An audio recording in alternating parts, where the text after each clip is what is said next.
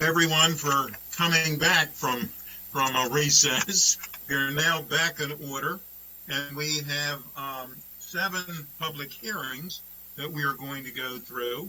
The first one is agenda item number 5, and this is a public hearing on a special appropriation to the county government's FY21 operating budget in the amount of $1,500,000 for a conference center non-departmental account. A Fed committee work session is tentatively scheduled for Monday, July 27. Persons wishing to submit additional material for the council's consideration should do so by the end of the business day, July 22nd, tomorrow. Each individual will have 2 minutes to speak. Individuals will be alerted as they approach their 2 minutes and may be disconnected. Also, there may be technical glitches during the public hearing that may need to be addressed by our staff, so thanks in advance for your patience. Ms. Kennedy, do we have any speakers for this public hearing? Good afternoon. Yes, we do. Our first speaker is Tina Benjamin.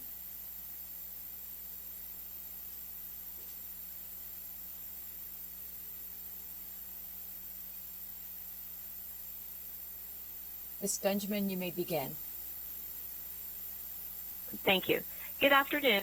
I am Tina Benjamin, and I am here today testifying on behalf of County Executive Elridge in support of the $1.5 million special appropriation for the Montgomery County Conference Center non-departmental account, which is needed to support the facility's operations through the remainder of 2020. These funds will provide for nominal, essential operating expenses for the conference center until it can reopen and return to profitability. The conference center is owned by Montgomery County and the state of Maryland and is managed on our behalf through a contractual agreement with Marriott Hotel Services. While the facility is jointly owned by the county and the state, the county has sole responsibility for all operating profits and losses, which for the past 15 years has proven to be lucrative.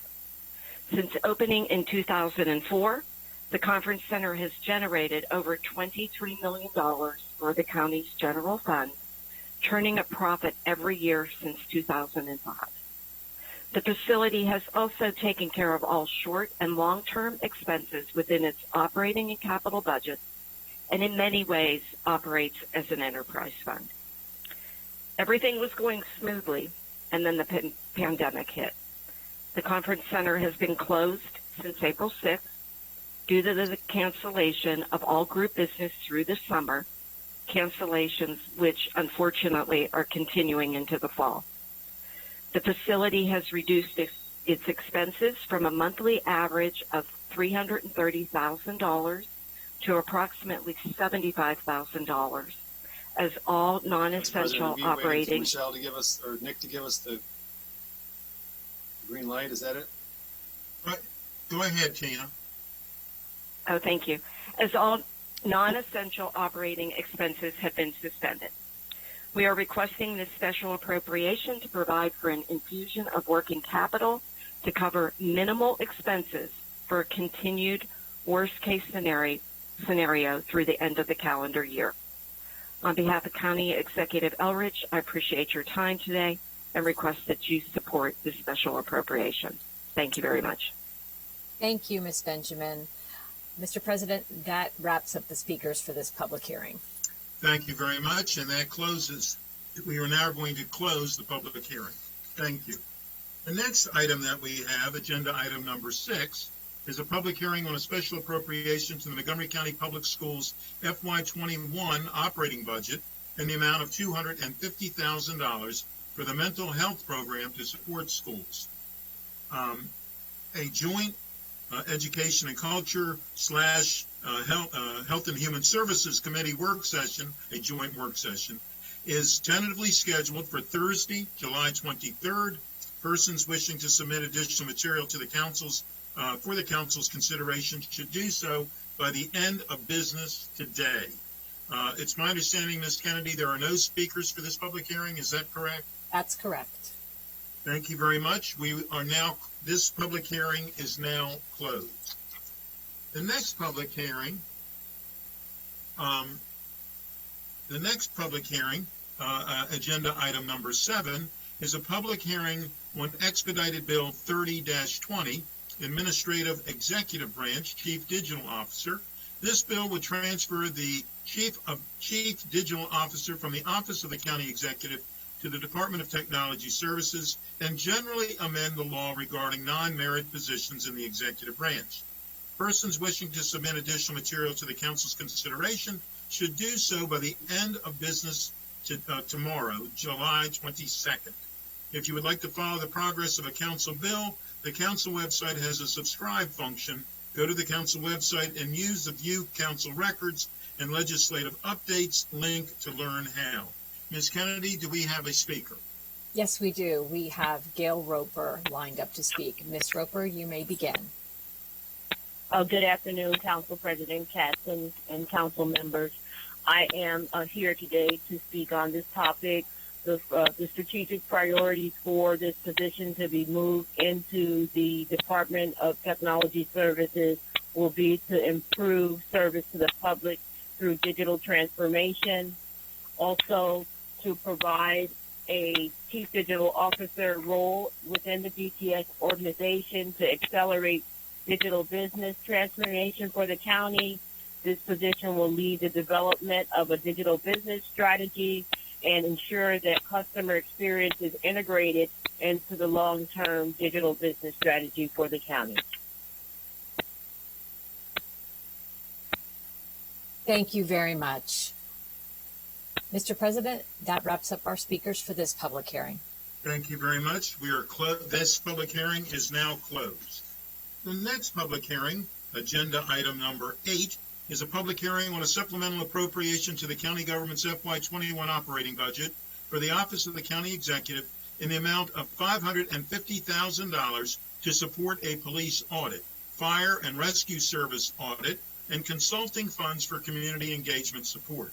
A joint public safety/government operations committee work session is tentatively scheduled for Thursday, September 17th. Persons wishing to submit additional material for the council's consideration should do so by the end of the business day on September 11th.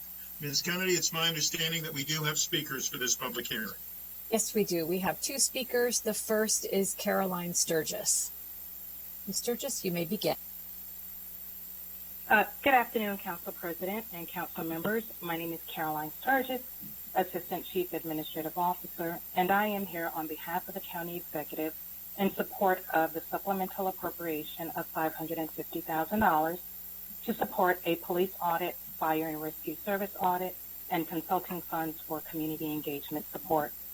The funds will support the county's reimagining public safety work, which includes a focus on racial equity and social justice. $200,000 will support a comprehensive audit of the police department.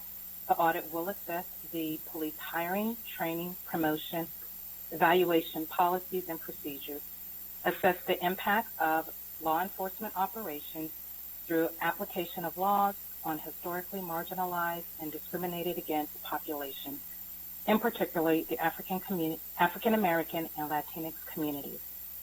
$200,000 will support an audit of the Fire and Rescue Service Department. The audit will evaluate the size and structure of the department as it relates to operations and community need, including use of overtime and details and other resource deployment to ensure equity and efficiency. The audit will also look at diversity within the department, including hiring, training, and promotional practices, and also workplace culture. $150,000 will support the work of the Reimagining Public Safety Task Force, a work group of county and community representatives organized to develop recommendations for the county executive and county council by January 2021. This coordinated effort between government and communities will rethink and reshape how county may deliver services in a more equitable manner. The Reimagining Public Safety Task will work in tandem with the police audit through community engagement, but will also reimagine county response to health and social services that have been addressed by police, such as crisis response mechanism for mental health, homelessness, child welfare, youth diversion, domestic violence, and etc. Ms. Sturgis, thank your you for your time is time. okay. Thank you. Okay, thank you for your time and attention to this critical work. Thank you very much. Our next speaker is Stephanie Guttormson. Hello, good afternoon, Council. Thanks for having me. I'm in an unusual position to be against something that I would otherwise be for, mainly because I believe that among the $550,000 of this appropriation, $200,000 of it is going to go to something we already know the answer to. To audit the police is to ask if the sky is blue, and what I mean by that is the police have obviously failed as an institution across the country, and Montgomery County is not a special snowflake amongst that. Amongst all those, it's just as bad as anywhere else. It might as well be Minneapolis. So I would reconsider using $200,000 to audit the police, reducing that to simply finding out which of your police officers are not complicit or otherwise implicated in excessive use of force, and retain them in some in some capacity in the reimagining of public safety that you're doing, which I approve of. The rest should be used for that said task force. I think it's important to audit fire and rescue to see if and what services should be added to fire and rescue. Rescue should be a much broader term. Rescue can include medical or mental health services.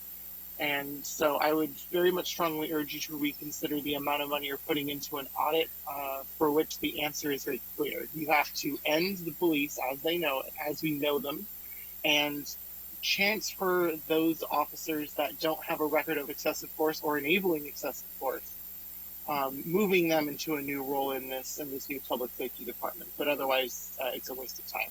I yield the rest of my time, and thank you very much. Thank you very much. Mr. President, that wraps up our speakers for this public hearing. Thank you very much. This public hearing is now closed. The next public hearing, agenda item number 9, is a public hearing on a resolution to approve the Board of Health regulation requiring the enhanced testing strategy. This is a Board of Health regulation. Action is scheduled later in this meeting. I understand, Ms. Kennedy, there is a speaker for this public hearing. Yes, we do have 2 speakers. The first is Dr. Raymond Crowell. Dr. Crowell, you may begin. Thank you. Good afternoon, council members, Councilman Katz, and members of the council and HHS committee. I'm Raymond Crowell. I'm the director of the Department of Health and Human Services, as you may know. And I'm testifying today on behalf of County Executive Mark Elrich. The executive and the entire HHS team, including the entire Department of Health and Human Services, including public health, the county executive's office, and the departments from all across the county remain completely dedicated to fighting this disease and beating back this pandemic, as you know. Within that frame, we acknowledge the criticality of testing and then share the urgency of the council to increase testing, combined with contact tracing and other support services necessary to interrupt the spread of COVID-19 in our county. We want to, in looking at the action item, we want to acknowledge the amendments that the council is recommending to the original submission, and we agree with all of those amendments. And in addition, we recommend a few other amendments, specifically an amendment to background 5, adding, as of today, Montgomery County test positivity is 3.6% below the state average of 4.45%. These are, I think, being sent over to you if they haven't already been sent to you. Under 6, background 6, as of today, Montgomery County has tested 12.5% of its residents, above the state's target. Tests can now be scheduled online, or by phone, and walk-ups are welcome at testing sites. Under background number 10, the council has appropriated more than $20 million of the $183 million in Federal CARES Act funding for our testing program, an amount that we think could be too little for this essential priority. As of today, the county has spent about $4 million of funds on only spent about $4 million of funds on testing. We expect that number to grow significantly in the coming months. We recommend an amendment to Background 11. Montgomery County must continue to improve its testing, tracing, and isolating operations. Dr. Kroll, Yes. your time is up. I'm sorry. Okay. And the rest of the comments are submitted to you all. Thank you. Thank you very much. Our next speaker. Oh, I'm sorry. Is there a question? Could you please send those around, Dr. Crowell? I did not receive. They're en route now. I think Joe Tibbetts is going to send them over to you shortly. Thank you. Okay. Thank you. Our next speaker is Rocky Lopez. Hi, I'm Rocky Lopes, and I've lived in Silver Spring for my entire life and observed its growth into a highly diverse, multicultural community. My husband and I love it here. However, it's because of that diversity that I'm concerned about availability of free walk-up COVID-19 testing. There are many households in my area with multi-generational families living in tight quarters. It concerns me that those households, elderly, or those who have underlying conditions placing them at high risk of death, could be exposed by other household members. So testing must be more available and transit accessible and available on evenings and weekends. Else, it's highly likely the county may miss testing a number of people and lead to further community spread. I hope that the new Por Nuestra Salud Bienestar initiative will address that issue. I also have a personal stake to describe as well. As you know, visitors are not allowed in hospitals due to COVID-19 restrictions. My husband had a recent diagnostic procedure done in a hospital recently. As he was recovering from anesthesia, afraid and alone, the doctor told him that he had cancer. Can you imagine how I felt when I couldn't be by his side and ask questions? I could have been there had I had a recent negative COVID-19 test. Since a COVID-19 test is only accurate the day it's given, caregivers like me or children caring for elderly loved ones will need access to free COVID-19 testing and have results in 2 days or less to ensure they remain cleared to provide care for their family and friends. Thank you very much for working so hard all summer to make Montgomery County a leader in pandemic response. Thank you, Mr. Lopes. Mr. President, that wraps up our speakers. I see some hands. Okay, thank you. Councilmember Raymer. Thank you, Mr. Council President. I just wanted to express my appreciation to Rocky for bringing to our attention your experience with testing and helping inform the resolution that we will adopt later today. And on behalf of all my colleagues, I want to express our great sympathy and our love for you and your husband. We understand you're facing a very dire health diagnosis now, where your husband is, and we are with you. And we thank you for taking the time out to be here to fight a battle for the whole community, even as you're fighting one for your own family. Thank you, Rocky. And was it Vice President Hucker, his hand was up as well? Was there another? No? Was there another hand up? Okay. Thank you very much. This public hearing is now closed. Action is scheduled later for in this meeting on this topic. The next item, agenda item number 10, is a public hearing on a special appropriation to the county government's FY21 operating budget for COVID-19 Human Services and Community Assistance, NDA, in the amount of $2,025,000 for short-term assistance to distressed, affordable, common ownership communities. A Fed committee work session is tentatively scheduled for Monday, July 27th. Persons wishing to submit additional material for the council's consideration should do so by the end of business tomorrow, at July 22nd. Ms. Kennedy, it's my understanding we do have a couple speakers for this public hearing. Yes, our first speaker is Vicky Vergagni. Yep. Whoops. Hello? We can hear you. We can hear you. Okay, great. Thank you.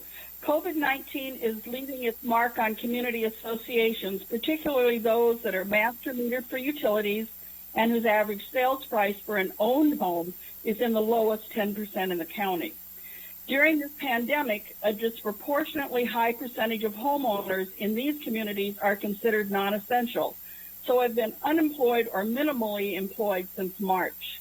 These homeowners have been unable to pay their condo fees, leaving entire communities unable to pay their bills for even the most basic services, including utilities.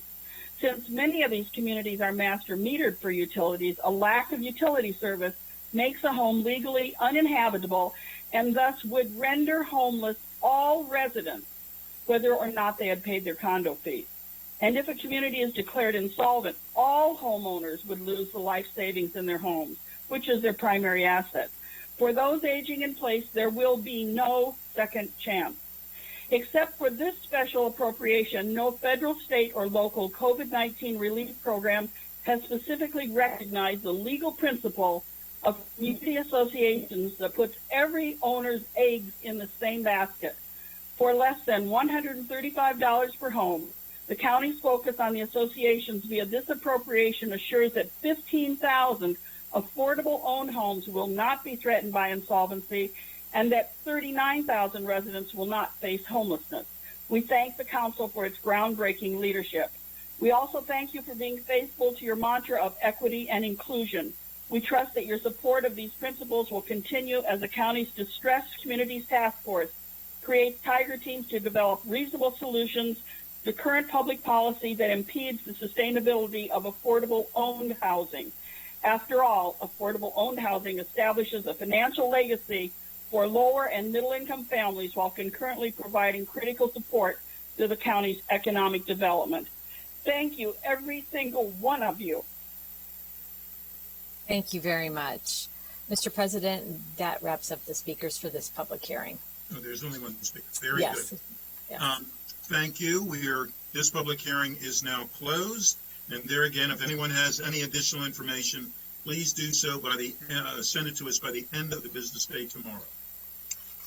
Next item is agenda item number 11, and that is a public hearing on a resolution to urge the Maryland state lawmakers to change Maryland, My Maryland as the state song and urge against the song from being played at official Montgomery County events. Action is tentatively scheduled for Tuesday, July 28th, next Tuesday. Persons wishing to submit additional material for the council's consideration should do so by the end of business tomorrow, July 22nd. Ms. Kennedy, it's my understanding we do have a speaker. Yes, we do. Ginger McComber, you may begin. Good afternoon. I'm speaking on behalf of the Montgomery County Women's Democratic Club and the District 15 Democratic Caucus and Team Potomac, a group of local activists, and of course myself. And we want to thank you for your unanimous action in introducing this resolution. This song is a Confederate song, and it really has no place in our Maryland of today, and you all recognize that. A special thanks to Councilmember Evan Glass, who co-led along with Council President Sidney Katz and Council members Gabe Albernaz, Will Jawando, and Hans Reamer for the submission of this resolution, which we fully support. This is long, long overdue. You all know that the state legislature has failed to act 9 times to remove this symbol of our state. It represents hate, not history, as you all so eloquently said in your press release. Racist symbols like Maryland, My Maryland reinforce the idea that some lives don't matter. And it's sung before the Preakness, another symbol of Maryland, watched by 2 million people. It's up on the Maryland State website as a symbol of Maryland. It's on the Southern Poverty Law Center's list of shame. So your action today will take a step in the right direction for the rest of Maryland, even though our own Maryland County legislatures have previously introduced bills to repeal this song. So they are also on the side of getting rid of this symbol. they failed to get out of committee. And we hope that the passage of your resolution will send a strong message to all of the state legislature, and that the rest of the state will follow Montgomery County's lead. So I'm very proud to be living in this county. We're a leader in so many ways. Thank you for your own leadership in this difficult time. And I feel it's also a hopeful time in our country. And your response to our advocacy on this behalf Ms. McComber, is your one more time is step up. in the right direction. Thank So, you. thank you. Your time is up. Thank you very much. That wraps up the speakers for this public hearing. Thank you. This public hearing is now closed. And there again, if you have any additional information, please send it to us by the end of the day tomorrow. That concludes all of our public hearings, and we now are at Legislative Session Day 22. We actually have 4 introductions of bills. The first bill is Bill 3120, Public Campaign Financing Amendments. Lead sponsors are Council Members Navarro, Katz, and Friedson, which is the Government Operations and Fiscal Policy Committee. The public hearing is scheduled for September 15th at 1:30 in the afternoon. The next introduction is Bill 3220, Solid Waste, and it has in parentheses the word trash, waste reduction, source reduction, and single-use straw requirements. The lead sponsors are the Council President at the request of the County Executive. Public hearing is scheduled for September 15th, 2020 at 1:30 in the afternoon. The next bill for an introduction is Bill 3320, Solid Waste Trash, Food Service Products Packaging Materials Requirements. The lead sponsor is the Council President at the request of the County Executive. The public hearing is scheduled for September 15th, 2020 at 1:30 in the afternoon. And the last introduction is an expedited bill, 3420, Police Disciplinary Procedures, Police Labor Relations Duty to Bargain Amendments. The lead sponsors are Council Members Reamer and Rice, and it's co-sponsored by Council Member Jawando, and the public hearing is scheduled for September 15th, 2020 at 1:30 in the afternoon. Council Member Navarro. Thank you, Mr. President. I first want to ask to be added as a co-sponsor to Bill 34-20. And I also wanted to talk about briefly on the introduction of Bill 3120, which is public financing amendments. This particular bill, as you probably recall, it's one that we've been working on for quite a while. We, as the GO committee, met several times in order to amend the public campaign financing law. Also, we did distribute a survey to participants in the program, to non-participants in the program, and community groups seeking input to make sure that we would understand the experience with this groundbreaking public campaign financing program and gather their feedback to see if amendments were warranted. As I said, the Government Operations and Fiscal Policy Committee met 3 times to review the issues related to the implementation of the program. And then most recently on July 10th, we came back to make sure that we had covered all the bases. You have in your packet a summary of the committee recommendations. We hope to be able to bring that back to all of you in order for us to have a discussion and make decisions. But just very briefly, what we've gathered and included in this proposal is to provide a 10-day period after a candidate submits for qualification where a candidate can cure or supplement their initial submission, expand the reimbursement deadline to 30 days after the election, and make clear the contributions that are submitted up to and including election day are matchable. We also unanimously recommended amending the public finance law to increase the maximum contribution limit to $250 per election cycle. A majority of the committee, Councilmember Friedson dissenting, recommended amending the law to provide for a match the maximum. We clarified that in-kind donations cannot be counted toward the initial qualifying contribution requirements. This was a 2-to-1 vote. Councilmember Katz dissented on that one. And increase the closeout period to 90 days post-election and allow carryover funds with the following criteria: limit the funds to $5,000. Candidates must sign a new declaration of intent to participate in the program for the next election cycle by January 31st, following the election, and keep the same committee open. As you know, a majority of council members supported a special account for recount situations which require state legislation. Therefore, this recommendation is now reflected in the draft bill. The council staff is going to work with the Office of Intergovernmental Relations to implement that recommendation. Also, in there provides for more severe penalties for campaigns that intentionally undermine the program's requirement and intent, clarifies that a campaign that fails to qualify for the program converts to a traditional campaign, and expands the duties of the committee to recommend funding for public election fund to include public education and engagement, increase the number of committee members, and add language to ensure that the committee reflects the diversity of our county. So I want to thank Council Members Friedson and Council President Katz, and really all of my colleagues who have also provided feedback, and those that participated, those that didn't, but nonetheless provided very important feedback. The community that participated in general, those candidates also who participated in the program, and those who didn't that provided feedback.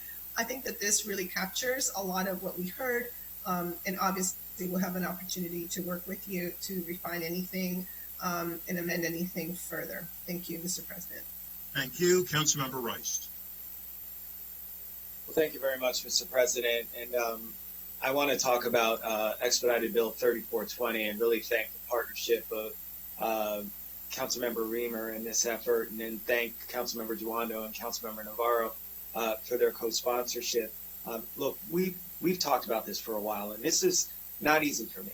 I am a person who believes that we can actually have a great police department here in Montgomery County, greater than it is now. And that requires us to do some things. And some of those are going to be difficult. Some of those are going to be ones in which some of my officers in the community won't agree with. But I think that overall, our greater community as a whole, and the world that is watching, wants to see us make some steps so that we can ensure that the things that we're doing, the decisions that we're making, and the accountability that's required of folks who carry the ultimate judgment of deadly force are ones in which we all feel comfortable with how that process goes. And we've seen it before us. As you heard from the caller, there are different perceptions about our police department. Well, I don't believe that we are Minneapolis, Minnesota, or anywhere close. I believe our department is light years ahead in terms of what it is that we need to do, but we also know that we have tremendous challenges here too. We saw it firsthand with the video of a young man being kneed in the back of the neck. We saw it firsthand in terms of interactions that ultimately led to the death of Finan Verhey and Robert White. And while, again, we can Monday morning quarterback, the reality is that if we set up a system in which is, from the very beginning, holds our officers accountable for things that they're not doing right, violating training, not doing what we know are best practices and procedures, we make a better force and we make better officers. We don't want people to make mistakes that ultimately end up in the loss of life or in serious injury, or even just the fact that a person feels disrespected. That's not what we want. We want positive relationships. We talk about what we want in our police department, a department that protects and serves. And the reality is that the only way that can happen. You're frozen. Craig, you're frozen. All right, what we're going to do is we're going to go to Councilmember Reamer and come back to Councilmember Rice. And everybody should remember the last words he said is what could happen. We'll remind him when he comes back. Okay, Councilmember. It was a classic cliffhanger there. Yeah, that's right. Yeah, everybody's going to tune back into what he had to say. Councilmember Reamer, please. I feel like we're entered in some sort of space warp. You know, you've been continuing somewhere else. We're all yeah. This is what it looks like on the other side of it, Hans. Yeah. Exactly. I had to upgrade my fiber connection in order to not have this happen. Okay. Well, first of all, I'll start by repeating Councilmember Rice's appreciation for his partnership. He and I worked together to draft this, and Councilmember Navarro, reached out to me expressing her very strong interest in tackling this kind of challenge, and Councilmember Jawando jumped on, co-sponsor. Thank you so much. This is a big one. I think this issue underlies everything that we want to achieve with re-envisioning public safety. The reality is that the chief's ability to create a culture, to set expectations for his officers, depends entirely on his ability to hold them accountable for that vision, for those values, for those policies. And unfortunately, over the years, our disciplinary process has been degraded. It has been chipped away, and it is no longer effective. And as a result, you have officers who can commit egregious offenses, and rather than facing swift disciplinary action and consequences, they sit on administrative leave with full pay. And they can sit there for months and months and even years. We've heard of an officer committed an egregious offense, remained on full payroll, full pay and benefits for 4 years. What kind of message does that send through the department when officers know that really, while you don't want to commit a bad offense, if you do, the FOP is going to make sure that the consequences, you may not be as adversely affected by those consequences as you should be. So this legislation will resolve one of the structural problems with the disciplinary process, which is that we have labor arbitrators who have the final say on discipline rather than the chief. The chief needs to have final say on discipline. We need to have a police department where the chief has final say. And most police departments have that. Most police departments in Maryland have that. Montgomery County does not have that. And this legislation will fix that problem. It will be a course correction on discipline so that labor arbitrators are not deciding discipline. Chief is deciding discipline. The second element is civilian participation. Fortunately, the state allowed for civilian participation on internal complaint review board, but the county has not yet been able to implement that. This bill will require that for cases where there's been a civilian complaint over use of force, which will be a huge step forward as far as trust and transparency in that internal process, because we'll continue to have an internal affairs and an internal disciplinary process, but this will allow civilian participation in that. And then finally, this bill will address a problem that has bedeviled us for years, which is every policy directive that we would want to have will be attacked, weakened, undermined, countermanded through excessive bargaining. And in fact, in the legislation that we're about to take up, you see a very precise example of this problem, which is we're proposing specific use of force limitations, and we are simultaneously saying that these cannot be mandatory subjects of bargaining. The reason why we have to do that is because of the bargaining right, that even when the employer has a right to issue a management directive, it can still be bargained. And that is why body cameras were slow to roll out. I believe it is why the duty to intervene policy was slow to be enacted. We need to be responsive. We need to have the confidence of our community that when we enact policies or when we envision policies, we can get them done. And if we don't pass this law with all of these elements intact, the implication is the only way we can change policy and have it be protected from inappropriate demands in the bargaining process is by stipulating that it's not a subject of a mandatory subject of bargaining. But then the chief can't do his own policies or her own policies. The executives can't do his or her own policies because they will all be subject to bargaining. So we have to fix that problem. The union will continue to bargain over wages, benefits, and working conditions as they should. But this legislation will be a structural fix for a department that needs it, that needs strong leadership to promote transparency and accountability, and ultimately to uphold the values of our community. I see that Councilmember Rice is back, and I'll yield back to him. Thank you very much, Councilmember Rice. You had finished, the last words we heard was something about happen, and then you were gone, so. Well, that's right. I'm not going to try and rehash what I said before. I hope that the message was clear in terms of just my police force understanding that we have high expectations of them. And it's no different from our ride-on bus drivers or anyone else, our firefighters or our frontline employees at DHHS. We have high expectations of everyone. And certainly when it comes to some of these situations, we have to make nuanced decisions that are going to be there to be in the best interests of our public. And so that's what this is. This is making sure that we have the best interaction between our community and our police department, because we know what matters. Lives are truly on the line. And that's what happens when something goes south. That doesn't happen with a bus driver. That doesn't happen with DHHS. It doesn't happen with all of these other front-facing entities that we have, but it can happen with our police. And so certainly along those lines, we have to make sure that our men and women are doing the best they can every single day.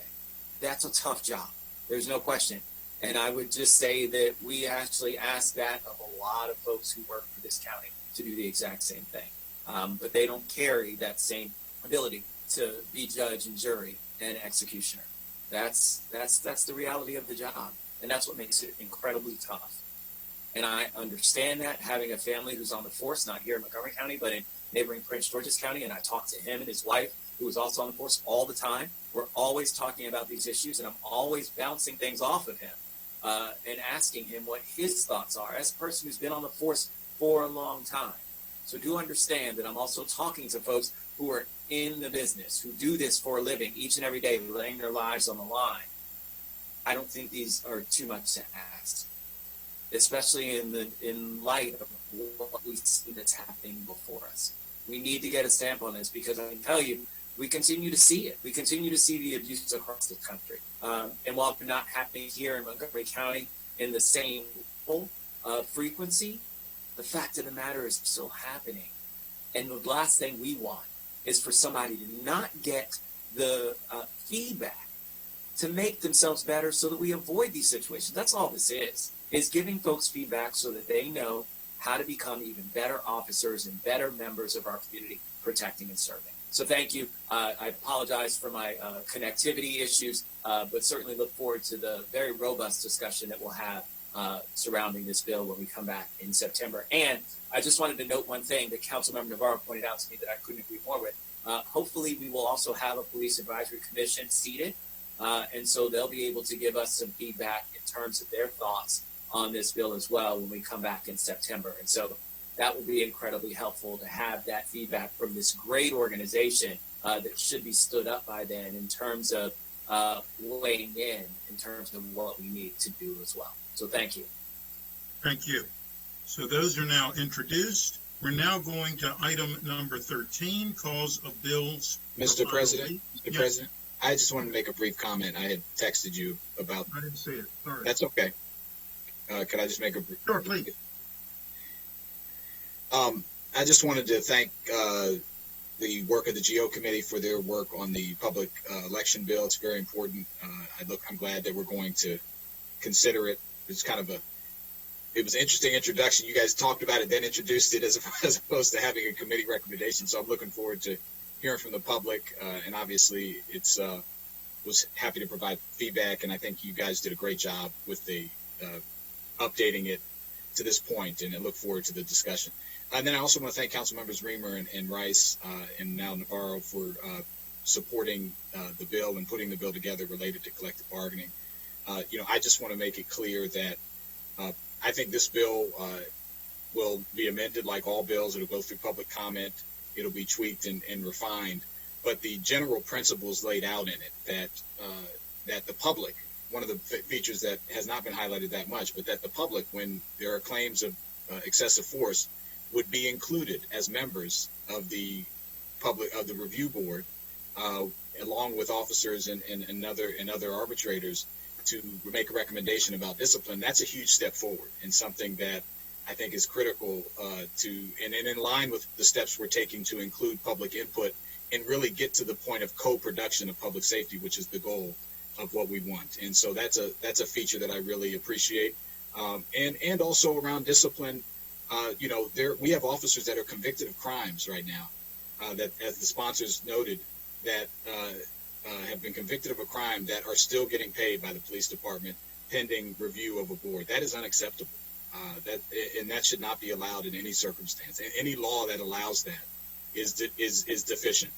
And so we need to update these laws in such a way so that real discipline, real deterrence, and real accountability can take place. Obviously, I'm a huge supporter of collective bargaining rights. And I don't think anyone can question that as far as pay and wages and ability to comment and have a say in your working conditions. But we're talking about deprivation of liberty and deprivation of life in some instances in this case. And we need to have discipline that works. So I appreciate the sponsors, look forward to the robust discussion, and I think this is a good starting point. So thank you very much. Thank you. The next is calls of bills for final, I see no other speakers, calls for bills for final reading. The first one is expedited bill 2720, police regulations, use of force policy. The Public Safety Committee recommends enactment with amendments. And before I turn to Ms. Wellens, I'm going to give a brief overview of the key discussion points. There was actually 11 different key construction points on this. The ultimate vote was voted 3-0 on behalf of the Public Safety Committee.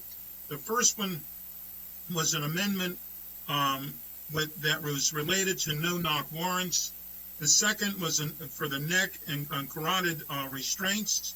The third was shooting and or for moving vehicles. The fourth was striking restrained individuals. The fifth was deadly force against fleeing individuals. The sixth was written guidelines regarding police interactions with vulnerable populations. The seventh was the use of lethal force. The eighth was electronic control weapons. The ninth was clarification that the minimum standards of the use of force policy are exempt from collective bargaining.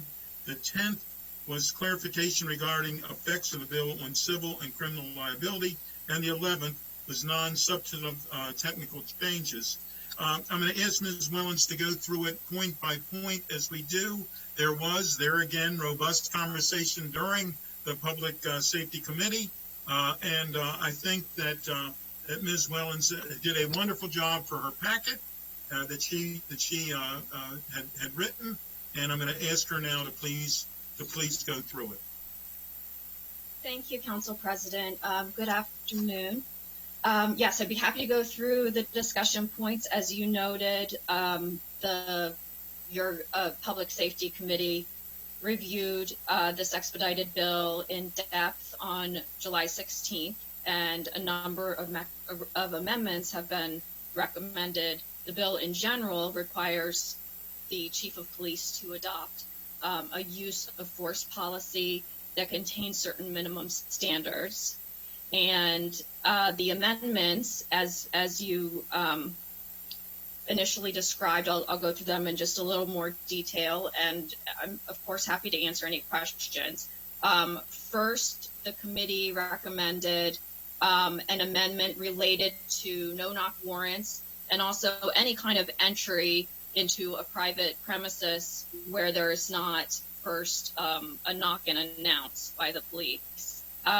So the committee recommends restricting the use of no-knock warrants or otherwise entering without knocking and announcing to situations that involve certain crimes of violence and when there are exigent circumstances. In addition, the committee clarified by amendment that a no-knock warrant should not be used in the situation in which the purpose of the entry into the premises is when the sole purpose is to prevent destruction of evidence. In terms of the neck and carotid restraints, the committee voted to preclude those outright, to prevent those in all circumstances. Regarding the shooting, Ms. Wellens, I think perhaps we should go through point by point. Sure, certainly. Okay, and Councilmember Navarro, you wanted to speak. I don't know whether it was in general or on a certain topic or whatever. So, Councilmember Navarro, please. Mr. President, I can wait for Ms. Mullins to finish. I just had a general observation, and then obviously we'll engage in the discussion. Councilmember Friedson. Yeah, just on the question of no-knock warrants, I just had a question. I know the committee did a lot of work and discussion on this. It just wasn't totally clear to me the process of no-knock warrants currently versus the process that would be changed based on the recommendations by the committee. I mean, you explained what the committee voted on, but I think it'd be helpful to explain what the current standard is for how that warrant gets determined, and then what would be changed based on the committee's amendment. Certainly. So under the current standard, it's the standard provided under the Fourth Amendment, and as that has been interpreted by the U.S. Supreme Court, you could only forego knocking and announcing if there are exigent circumstances, and those exigent circumstances exist when, quoting the court, police have a reasonable suspicion that knocking and announcing would be dangerous, futile, or destructive to the purposes of the investigation. And these warrants are often used to prevent destruction of evidence, for example. They could be used in drug cases or any manner of criminal. Is that the current standard? For the police department currently, they do no-knock warrants for destruction of property or for drugs. I think the police. Oh, I'm sorry, Mr. President. Chief Jones is on the Zoom as well. It's my understanding that they did not receive no-knock warrants for destruction of materials. But Chief, did you want to comment on that, please? Yes. Good afternoon to everyone. Yes, Mr. Friedson, we do. Even though that is an exception, our policy is we do not conduct no-knock warrants simply for the destruction of evidence. That is something we do not do and have not done. It has to be more of the exigent circumstances where we have an individual who has a propensity for potential violence or a violent act if we conduct that search warrant. And that is under, again, it is reviewed by a supervisor, it's reviewed by an executive officer, and then it is finally reviewed. And the only way we can actually implement that warrant on a no-knock status, it has to be reviewed by the judge. So it's a judicial review. If the judge refuses to provide us with a no-knock exception, then it is a knock and announce warrant if the warrant was approved. So just so I'm understanding the amendment is to, will the amendment make any changes to the internal process of supervisor, executive officer, judicial, and will just memorialize what the policy has been, which is no destruction of evidence and no drugs, or will it change how that works? It will change because it will be more restrictive in the types of cases in which we can actually apply for a no-knock warrant. So, for example, there are certain things in enumerated code that regards to, violent crimes such as carjackings and other types of armed kidnappings or things of that. The way that this bill reads, those items are not listed as potential items that will be enumerated in the Maryland Code of Violent Crime. So it's going to be a lot more restrictive based upon the current language that's currently there. Okay, and then in those more restricted circumstances, is the process going to remain the same with the supervisor, executive officer, and then judicial process? It will remain the same. It will just narrow what is eligible for a no-knock warrant? That's correct, yes. The process will stay the same. It's still, we don't have the authority under the current law to be able to do a no-knock warrant without judicial review. But this process would still be the same. Great. Last question. Over the last 20 years, how many no-knock warrants have led to lethal force? So we've had 3 warrants over the last 20 years that have involved shootings, and only one, we've only had one that's resulted in death for 20 years. Thank you. Thank you, Councilmember Jawando. No, I'm sorry, Councilmember Reamer, then Councilmember Jawando. Councilmember Reamer. Thanks. Well, I wanted to ask about an issue that others have raised, and it may be that one of my colleagues has an amendment to this effect, in which case I can defer to them, but it's about the definition of the crime of violence, and this would go to council staff. Is there a reason not to just refer specifically to the Maryland Criminal Code, Section 14101, which has a list of crimes that are considered crime of violence under the Maryland Criminal Code, as opposed to just having this phrase, the crime of violence, in there? Christine?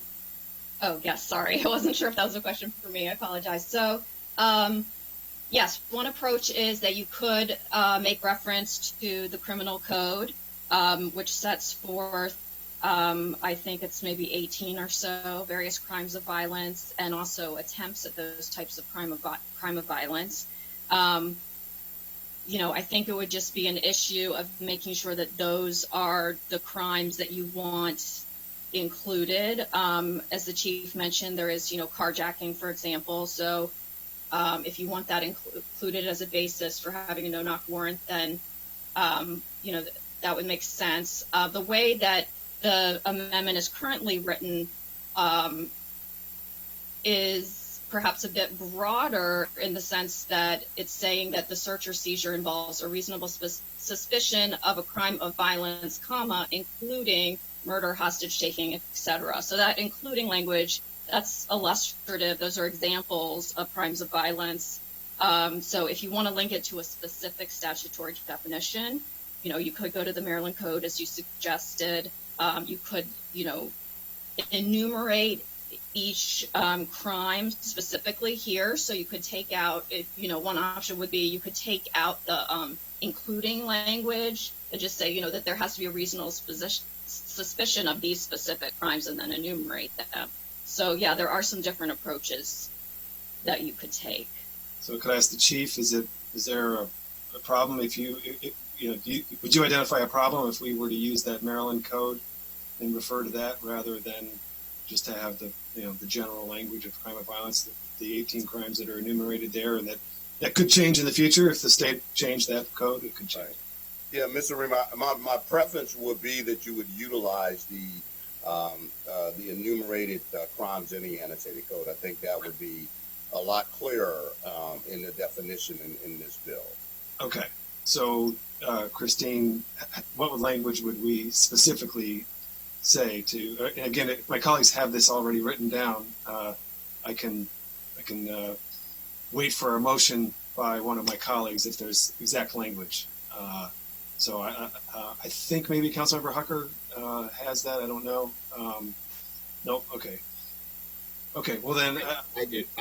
Okay. Councilmember Jawando does. All right. So I will. So I express my support for that, and I'll just I'll stop talking and let someone else propose a motion that I can second. I appreciate that, Councilmember Reamer. Councilmember Jawando. Thank you, Mr. Reamer, and thank you, Mr. President. This is something where crime of violence, my understanding is that it is defined differently in different parts of the Maryland Code.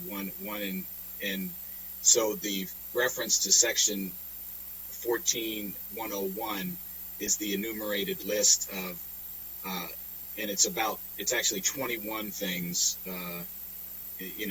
which are variations: abduction, arson in the first degree, kidnapping, manslaughter, except for involuntary manslaughter, mayhem, maiming, murder, rape, robbery, carjacking, armed carjacking, sexual offense in the first and the second degree, use of a handgun in the commission of a felony, and then an attempt at any of those crimes is number 15 of 1 through 14.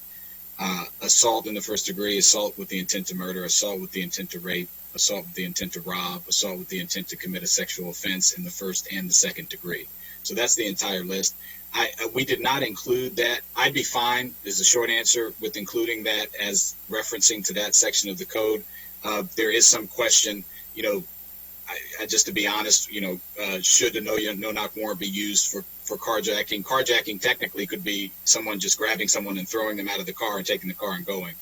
And should you be able to do a no-knock warrant for that type of commission of a crime? That's an open question. But I do think for consistency, it's fine for me, and I'd be happy to move that we would include Section 14101 as the reference and remove the illustrative language and just say crimes of violence as defined in Section 14101. So I would move that. Second. It's been moved and seconded. Is there any conversation, any discussion on this amendment? Okay. All those in favor, please raise your hand. That carries unanimously. Thank you very much. If I could just make one more point Yes. on this. I don't know, are we moving past the no-knock warrant in general? If we are, then I'm fine. I don't need to argue why we should. Not yet. We're going to do it point by point. Okay, Otherwise, so it's going to get confusing too. Let me just say on no-knock warrants in general, this is important because a judge, one thing my colleagues should know is that judges almost never, 90+% of the time refuse no-knock warrants because they're going on what's written in the document. We've had cases, while I would agree that we had one death this year in the execution earlier this year of a no-knock warrant, there's more to consider than just the death or shooting. There's serious trauma that happens to residents, and that has happened to residents here in this county. And just when you look at the numbers, it's generally not, it should be used in only the most severe circumstances, which I think this strikes the right balance of allowing exigent circumstances to be in the to allowing crimes of violence as we've just defined it. So I just wanted to make that point. Thank you. Chief, is there anything else on no-knock warrants that we should be aware of from your viewpoint?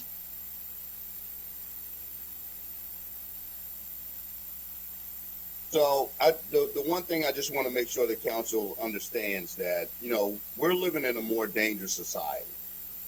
And, again, as Mr. Jawando's noted about, judges who have the ability to look in the four corners of the warrant and make a decision, what's put in the warrant, an officer has to swear to those facts. And again, it's more than likely, in regards to what's the standard, that there could be potentially a dangerous situation that our SWAT team is actually entering a residence. And I will tell you, when we do a no-knock warrant, we're not doing a no-knock warrant and not announcing ourselves after we've made entry into the residence. We are making sure we are very clear that we are the police. We are letting people know it is a search warrant being served. And I will tell you that it's, in those cases, for the most part, these are done very carefully and safely. And for the fact that we obtain over 600 search warrants a year in our department, but of those 600 search warrants, the majority of them are not actually served by our SWAT team. And many of the few of them that are actually search warrants that are no-knock warrants, again, have been reviewed by judges. In this year alone, we have, in the warrants that we have actually served, no-knocks and other warrants on knock and announce, we have recovered 46, in 46% of those cases, we've recovered guns, and in many cases, multiple guns as a result of those search warrants. And again, we're living in a very dangerous society, and we're putting officers at risk, and in some cases, maybe even some of the community at risk if we take away this option in some of those cases. So I just want to make sure that that's clear to the committee, to the council, and what is going to be the impact if we do not execute these no-knock warrants. What's going to happen is there are other police agencies that reside within Montgomery County, and other police agencies in the state of Maryland and federal officials who also have the ability to obtain no-knock search warrants. That's not going to, this law doesn't prevent that. And they would have the ability to serve those warrants in Montgomery County utilizing another team, which our team would not be utilized based upon your law. And again, looking at the safety of our team and the record that they've had over the course of this time, we may be lowering the standard by allowing others to come into our community and serving the warrants that are actually that are approved by judges by other police departmental agencies. So I just want to make sure that that's a point of fact as well, that folks need to understand that these warrants will still be executed in Montgomery County. They just won't be done by Montgomery County Police as noted in the law. Thank you, Chief. What you said, and obviously I was at the committee as well, and it was not as clear to me during the committee. I believe that a no-knock warrant is something that should be done as the absolute last resort, and when there's the most horrendous situations involved in it. But what you're suggesting, what you're saying, is that we're still going to have them. It's just that we're not going to have what we know to be our most qualified team that would be serving those who are SWAT teams. That they would be the group that would not be able to do that, but other groups would. And not to pick one of our neighboring counties, but I remember, a friend of mine actually was involved when the sheriff's department of Prince George's County, I believe it was the sheriff's department in Prince George's County, went to his residence. It was and served a warrant on him and his family, and it was the wrong residence. It was a horrible situation, and thank God nobody was killed that day, but there could have been. So I am concerned about what you're saying and what you're suggesting. I don't know off the top of my head how we could have the safest situation and still say that a no-knock warrant is something that we would absolutely prefer that they not occur unless it is the most horrendous type of situation. Is there a way, and I guess we can ask Ms. Wellens this as well, is there a way that we can have it both ways, that we can say, look, I mean, candidly, if somebody comes in if there's a weapon inside somebody's house and somebody comes in, if it's not a SWAT team, but somebody comes in, somebody who's got that weapon inside that house doesn't know whether someone's breaking into the house or not, and so therefore they're going to use that weapon. I mean, there's a reality here, and if you don't have the no-knock warrant, I don't know that you're preventing that either. So I would like to know if there's a way we can do both. Please, go ahead. Could I say something? Sure. I don't know if it was direct to someone. I just want to say, I read off a list of 21 things, which includes the use of a handgun in the commission of a felony. And the felony list is a very long list. And that would allow the application for a no-knock warrant. That's the amendment we just passed, that for a crime of violence, which are those 21 things, which include. Yes. Yeah. So I just don't want, I think I don't know if the characterization is exactly fair here, that no-knock warrants are going away.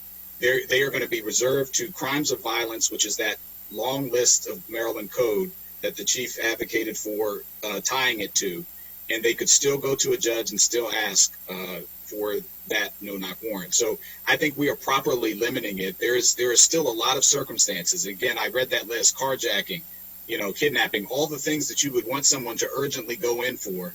It's allowed under this amendment. So I just wanted to restate that, because I think we're kind of losing that. And I appreciate that, Councilmember, because that is helpful to me as well. But the Chief, let me ask you then, if another agency, do they use that same list in order to get their no-knock warrants? Is there anything in addition to that list that they would go for their no-knock warrants? No, similarly, they can go to a judge, just as we could go to a judge, and they could use their list, but they can go beyond that list. If they can articulate the individual that they for the search warrant that's being executed, that the target of that investigation has the potential for violence and has shown the potential for violence, that a judge could still give them the search warrant on a no-knock clause. So again, other agencies would have to utilize other SWAT teams, because in this bill's language, you're basically telling Montgomery County Police that they can't participate in these warrants. And so with that being the case, that means that our SWAT team would not be the team that would be utilized. You will be utilizing other SWAT teams. Again, and I'll put our SWAT team as one of the best SWAT teams in this country. It is widely known based upon their record and the statistics that I've shared with you of really the ability for them to be able to get into a residence. Again, and why we utilize no-knock warrants is for the ability for us to have this element of surprise, so that we don't give people the opportunity to be able to get to weapons. Otherwise, when you knock and announce, people know who's at the front door when you're providing that particular that announcement. And so that is the difference. But the reality will exist that you will have other police departments and federal agencies that will be participating in search warrant executions in Montgomery County that can still have the ability to have a no-knock warrant. It would just be Montgomery County Police would not be that, except in the exceptions in which you have noted. I appreciate it. Councilmember Auburn Oz. Thank you. And question, Chief, and I'm catching you a little flat-footed, so you may not know this answer off the top of your head, but during committee you articulated that, if you can remind me the number, but it was a couple of hundred of no-knock warrants that were issued in Montgomery County last year. Of those 200, approximately, if you could ballpark, what would not have been covered by those 21 elements that we have listed? Because in your example of understandable concern, I get where you're coming from, of not wanting to water down police's ability to intervene in very serious offenses in various serious situations. But the example you gave was carjacking, which we've now confirmed is in fact one of the 21 line items that would be, covered. And so, if there were a way we could find out what isn't covered, I would feel a little better acknowledging what you're saying, but do feel that this is a very broad category here that does encompass a lot. And how many instances in the past have, obviously you're alluding to, if we enact this law, then it would make it more likely that potentially SWAT teams from other jurisdictions may enter into Montgomery County. Is that a standard practice now? Has that been a standard practice before? And do we ever intervene in other jurisdictions? But I think the fundamental question is on that, if you could define, how many of those cases would not have been covered?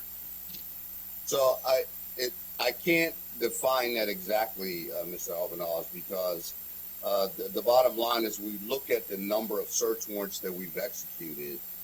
We look at the numbers that are no-knock warrants versus a knock and announce. For example, in 2019, we did the SWAT team did 140 search warrants.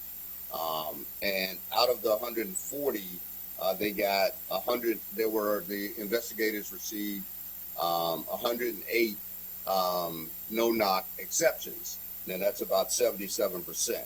This year we were sort of like in the same line of percentage-wise the number of exceptions. But the reality is the crimes are different. The different crimes that were and I don't know what all of those crimes would be. The current law, of course, allows us a no-knock exception when there's a potential threat for physical violence. So, for example, in your bill, you don't note anything about extreme risk protection orders. which was just passed a couple of years ago by the Maryland legislature, that allows for us to be able to take away weapons from individuals who are a threat to themselves or someone else. And what you have done now is not even allowed us to have that as a part to actually go in and try to get an individual who could potentially has already demonstrated that there's some violence that they're associated with as we apply for an extreme risk protection order through the court system.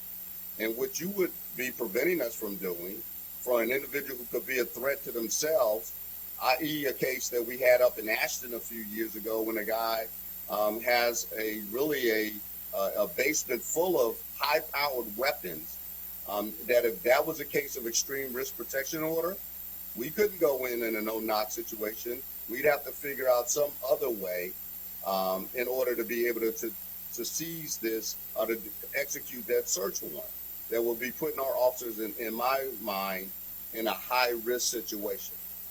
So those are the types of, again, when we look at these different laws that are out there, that, again, it's not about the law that's violated themselves. You're expanding in your application for a no-knock warrant to suggest that there is the possibility and high probability of individuals who own guns or are in illegal possession of guns, such as individuals who are now out here making ghost guns and selling them to gang members and to the criminal element.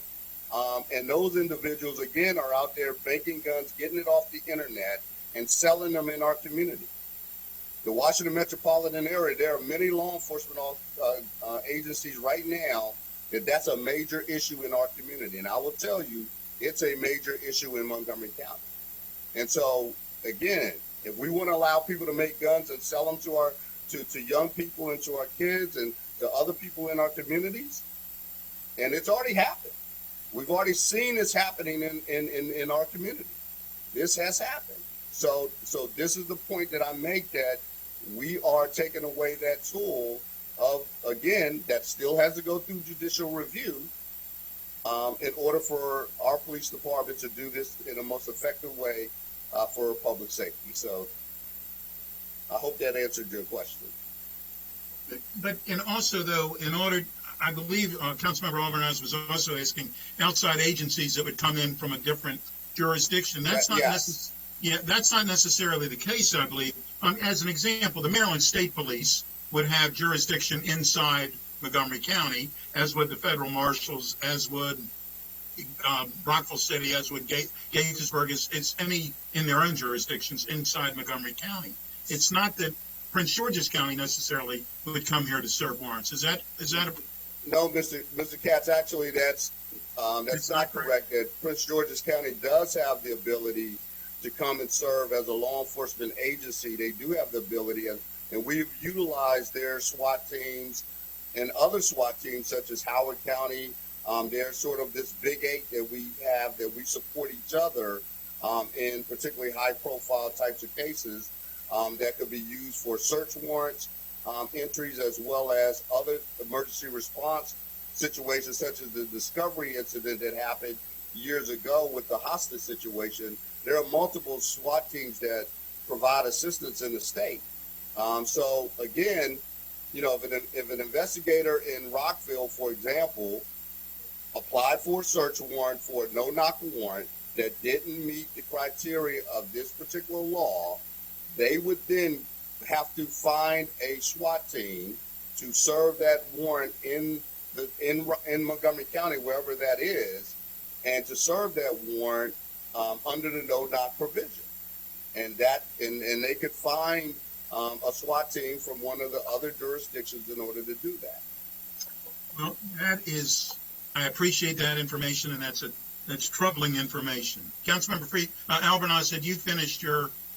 No, I guess the general point is that Chief Jones is making is that there are some mitigating circumstances that may fall out of the definition of those 21 crimes. And the one specific example he just gave, which is an issue, is the development of ghost guns, which there have been several articles about locally in the Washington Post about incidents in the District of Columbia, and there was an incident, as Chief Jones mentioned, here in Montgomery County.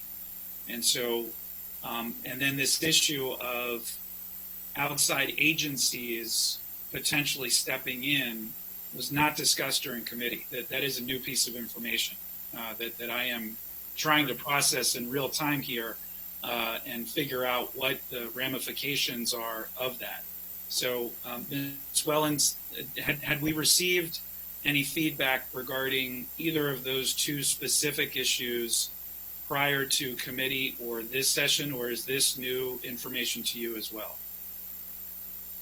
I'm sorry, I'm not able to start my video. It is new information in that I do not believe that the issue of outside jurisdictions, police forces, for example, Prince George's County Police or any other jurisdiction, I do not believe that issue was raised prior to or during the Public Safety Committee work session. However, I would note that I believe what the chief is referring to is situations of mutual aid in which we had some type of crisis and we have agreements in place with other jurisdictions to say, can your SWAT team please come help us for this particular issue? Prince George's County, as I understand it, the chief can obviously correct me, but can't of its own inclination just decide to execute a no-knock warrant in Montgomery County. So that's one issue. And then did you want to comment on that, please? Yeah. So what I would just say is the fact that, again, you have a police agency that wants to execute a search warrant in Montgomery County. For example, Prince George's County Police, Montgomery County Police has the ability to get a search warrant in the state of Maryland. So if we want to go to Prince George's County to serve a search warrant in the state of Maryland based upon probable cause, we have the ability to do that. Now, we do it in a mutual aid agreement where we're going to reach out as a courtesy to that agency to have them assist us and develop a plan in which to actually execute that search warrant. But the reality is another agency can also come into Montgomery County, as well as what I'm saying, you already have other law enforcement agencies that are here in this county that can actually get a search warrant and again, not be bound by this particular legislation. Is that everything, Councilmember Albornoz? Yeah. I think so. It feels a little bit. I'm with you. I'm very concerned.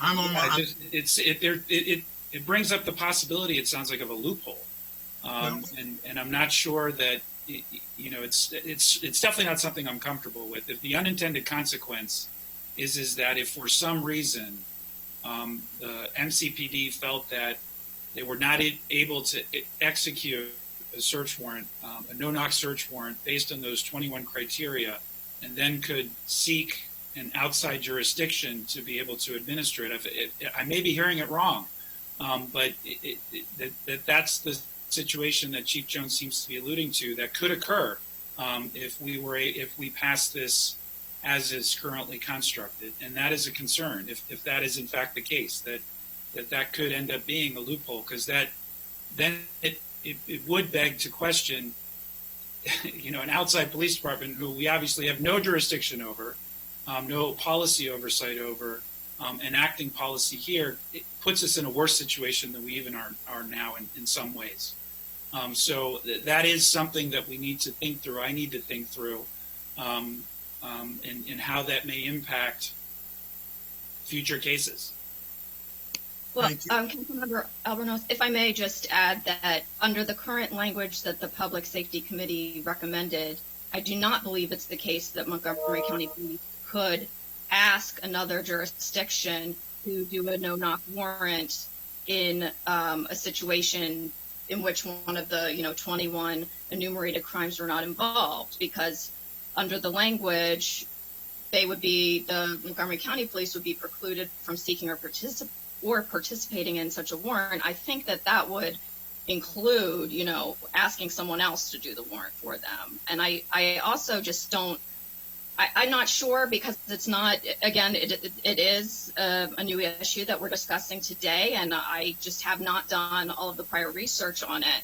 But I do think that police departments are limited in their jurisdiction. I do think that mutual aid agreements will come into place. So I don't think it's a situation of sort of an unfettered going into other jurisdictions executing search warrants. But I mean, I do defer to, obviously, the police chief is certainly expert on this. So if I could just say one thing real quick, Mr. Katz, and then if I could defer to Associate County Attorney Haley Roberts to allow Haley to further give some explanation.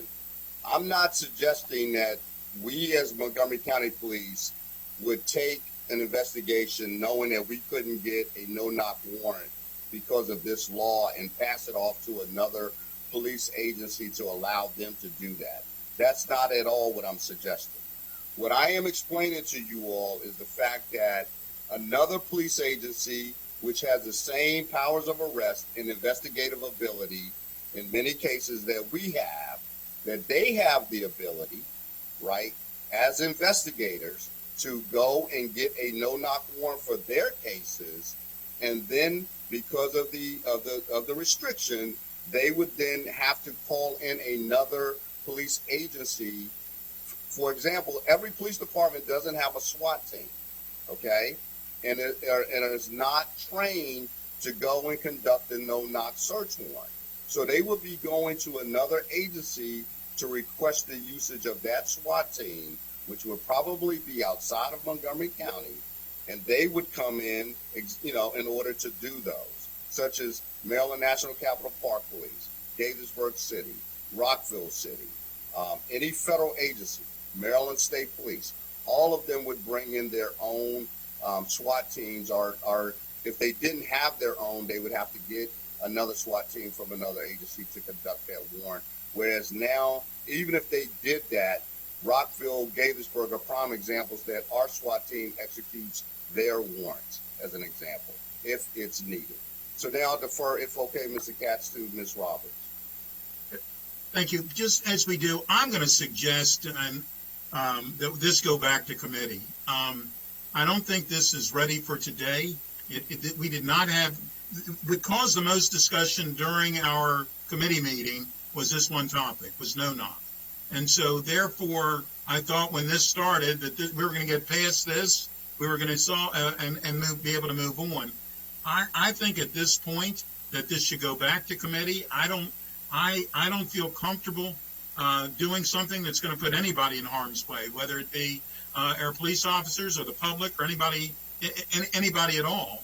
And at this point, I don't feel comfortable that that's not what we're doing. So I'm going to suggest we go back to committee. We do have others who want to speak.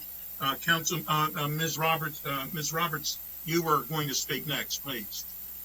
Certainly, and I can reserve this if the matter is going to go back to the committee to discuss further. But I just wanted to, as a point of clarification with regard to search warrants, specifically ones coming from other jurisdictions. So district court judges in the state of Maryland are authorized to sign search warrants to be executed and served in any jurisdiction within the state of Maryland. So if Montgomery County is investigating a homicide, for instance, and there's some sort of evidence, perhaps the subject of that search warrant lives in Carroll County, the Montgomery County officers could go to a district court judge in Montgomery County or a cross-designated judge, so perhaps someone on the circuit court who has the same designation, get that search warrant, and then under the law and authority of the state of Maryland, that Montgomery County officer could go to Carroll County to have that search warrant served. They would utilize the Carroll County SWAT team, should Carroll County have a SWAT team that they want to have utilized. The way the mutual aid agreement would come into play from a practical perspective is that the mutual aid would be essentially deferring first and foremost to the home jurisdiction SWAT team if the search warrant is being executed there. The mutual aid does not come into play just on the search warrant in and of itself. So we frequently have outside agencies, task force, federal agencies that have the authority to come in and serve search warrants within Montgomery County, and those can be issued by a judge either in their home jurisdiction or in Montgomery County. and the mutual aid piece doesn't really come in until you go further down. So the Maryland law in and of itself allows for search warrants to be obtained, in Prince George's County, and then the Prince George's County officers could come here. Similarly, we've had cases in which DC police are investigating a homicide. They get a search. They'll work with Montgomery County Police, but they can come lawfully into Montgomery County to do a search warrant. So I just wanted to clear that up. Thank you. There again, I'm going to suggest we go back to committee. Councilmember, I have three council members that want to speak. Councilmember Friedson is the next, please. Yeah, I had a number of questions on this item. It's brought up a number more, but if it's going back to committee, I can hold off on that. I'd certainly be fine if that's the direction that the body decides to go. And so I'll wait to see where others are on that and reserve the questions if the discussion is going to be moved to committee or not. Okay, Councilmember Jawanda. Thank you. This should not go back to committee. This is a classic case of exceptions make horrible law. I mean, the fact that the chief can't answer the question about the 100 and plus no-knock warrants that were issued and what those offenses were, if I was a betting man, I would guess that all, if not all, 95+% of them fall within the list that we enumerated under 14-101. The idea that we would send this back to committee based on some hypothetical and no data at all around the ability to execute a no-knock warrant. And let's remember, a no-knock warrant is a very high-risk tactic. It does not eliminate all the other investigative work and all the other search warrants that the chief mentioned, the 600+ search warrants that are secured from a judge that are knock and announce warrants for normal police business. And so this is not anything special. Mutual jurisdiction, all 50 states have rules where neighboring county law enforcement officers can seek warrants in the neighboring jurisdictions. That's nothing new. Mutual aid is not a new concept. They reach out to our police department and work in concert with them. Again, our department would still be able to seek no-knock warrants based on this very large list of crimes of violence which the chief started advocating for, that he would like to see that amendment, which we did. And then when the question was asked very directly by Councilmember Albernaz, how many of those no-knock warrants would be prohibited, and you can't answer that question. And again, even if there were one or two or three, that's not a reason to change the overall policy. The intent of this policy is to minimize the trauma, harm, death to both officer and resident, like we've seen in the case of Duncan Lemp, like we saw in the case of Breonna Taylor and others. And I think that that's what we need to stay focused on here. We should not send this bill back to committee because of an exception that can't even be really named. And this idea that other jurisdictions are going to come in, federal jurisdictions can come in and execute warrants. The ATF, that happens all the time. Neighboring jurisdictions, they coordinate. That is nothing new. That has nothing to do with the execution of this no-knock warrant policy. There is still a wide berth to go to a judge for crimes of violence. So I would be opposed to that, and I would urge my colleagues to stay focused here on the main issue. Thank you. Thank you. Councilmember Galeas. Thank you, Mr. President. I'm not on public safety, and I've been listening to this conversation for however long it's been going. And I think we need to center ourselves in what we're really talking about, that innocent people have been traumatized by no-knock warrants, and in some tragic incidents, people have been killed. We know this. This is why we're having this conversation. I think the questions that have been asked to Chief Jones have been really good, and I appreciate the thoughtfulness that all of my colleagues have come to this conversation with. Whether there are mutual aid agreements or whether there's going to other agencies, Chief Jones, let me just ask you this. If any of those scenarios were to happen, and I particularly appreciate the way Councilmember Albernaz is engaged in this topic. If we if we had such an arrangement, who would make the final authorization for it to go forward? For the no-knock warrant, the final, Or the mutual aid agreements, or you said going to other agencies to do the work here in the county, who would sign off on that? well, generally, I would think that any police chief or executive staff of that department, depending upon how that department is structured, would be given that authority to allow that search warrant to be done by another agency. Generally, we have, for example, if that was to happen here, we generally have it, through our assistant chiefs who would have the final authority to say that another agency would be authorized to come in to assist us with, there's cases we've had where we've had multiple search warrants in communities like, Damascus Gardens. We utilize multiple search warrant teams to conduct those particular warrants. So it's generally that's who gives the final authority. And I'd agree with that. I agree with you and your assessment of how you, as the police chief, would operate your department. And so ultimately, if this legislation moves forward and this amendment is incorporated, that's the law.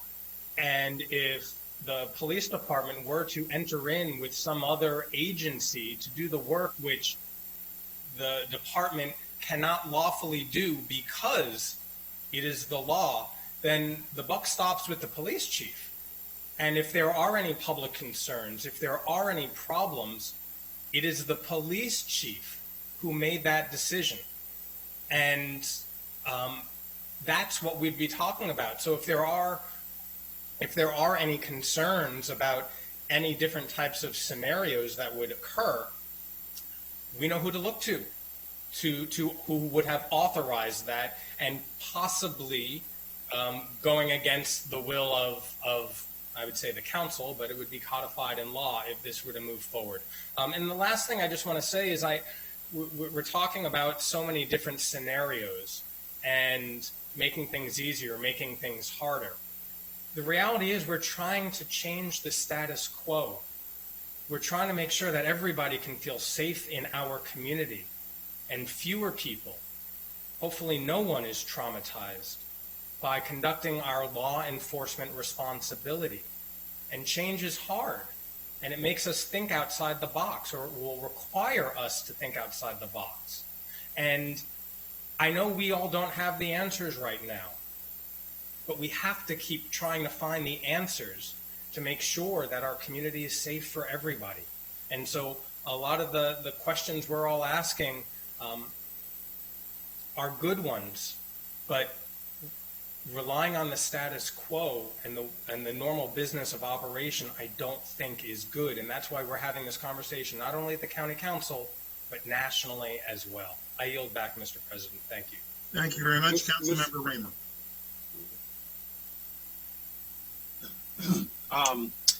I haven't heard something here that I think changes anything as far as this issue of jurisdictions. If I'm understanding it correctly, other jurisdictions around the state or the state could have the ability to secure a warrant, and then they would come to the county, to the police department, and they say, we want this person. Well, maybe the chief can help me understand, I'll explain my understanding of it. And then the chief would say, we can't conduct a no-knock warrant on that, for that, but there's other ways we can get arrest this person. And then the other jurisdiction would be in the position of saying, well, no, we must have a no-knock warrant. So we're going to use our own, we're going to call in another department. That doesn't seem, if I'm understanding this correctly, this just doesn't seem like a circumstance that we need to be all that concerned about. The ghost gun thing sounds like something where, maybe the state will need to modify the, there's a small issue there, but I don't think it deflects the broader purpose. So, Chief, can you help me understand how this works again? Right. So first of all, So for example, if another agency is coming into Montgomery County to serve a search warrant, they don't have to notify me in order or get my approval to serve the warrant. The judge is the authority figure that has given the authority for them to conduct a no-knock search warrant. So if they already know, based upon that particular crime, that Montgomery County Police SWAT team would not be participating in this search warrant, what they would do is they don't have to contact Chief Jones. They go directly to another jurisdiction, Maryland State Police, Prince George's County, Howard County, and they bring that SWAT team into this jurisdiction in order to serve their no-knock warrant. Now, we would be there as a bystander because we're Montgomery County, but the reality is that other agency has that authority based upon a judge giving them the authority to serve that search warrant in a no-knock situation. And so that's the other thing I just want to make sure everyone's clear. As Mr. Glass noted, I want to make sure we're clear on this, is that if Rockville City has a search warrant, the chief of Rockville doesn't have to come to me in order to get that search warrant served. No other chief has to get my authority. They have the ability to get that search warrant and to utilize another SWAT team in order to execute. So what I'm saying to you all is that Montgomery County Police might not be serving no-knock search warrants in a larger scale, but that other jurisdictions will have the authority to do so. They have the authority, but wouldn't the judge decline to authorize a no-knock warrant, knowing that the Montgomery County Police Department, and based on Montgomery County law, does not want no-knock warrants served? I can't speak for any judge, but I don't know of anything judiciously that will prevent a judge that, when presented with the facts, they have to make a decision. Their job is not to look at how this warrant will be served operationally. Their job is to look, does it meet the legal standard required to grant that no-knock warrant? And at the end of the day, again, who has the power, the authority in the state of Maryland to serve that warrant? That's who has the, that's who would do it based upon the laws. So, perhaps we ultimately need state law. Well, that might be an option. If you wanted to restrict it in such a way that will prevent everyone from doing it, it would need a state law. I would think if we think it's the appropriate restriction for the county, then we think it's the appropriate restriction for the state. Again, I just, these seem like challenges that we would be best off addressing when they actually happen. And if we do end up with a situation where, we have other departments conducting no-knock warrants in the county and it's a problem, then we should do something about that. But I don't, these are, I think the chief is letting us know about unforeseen consequences here.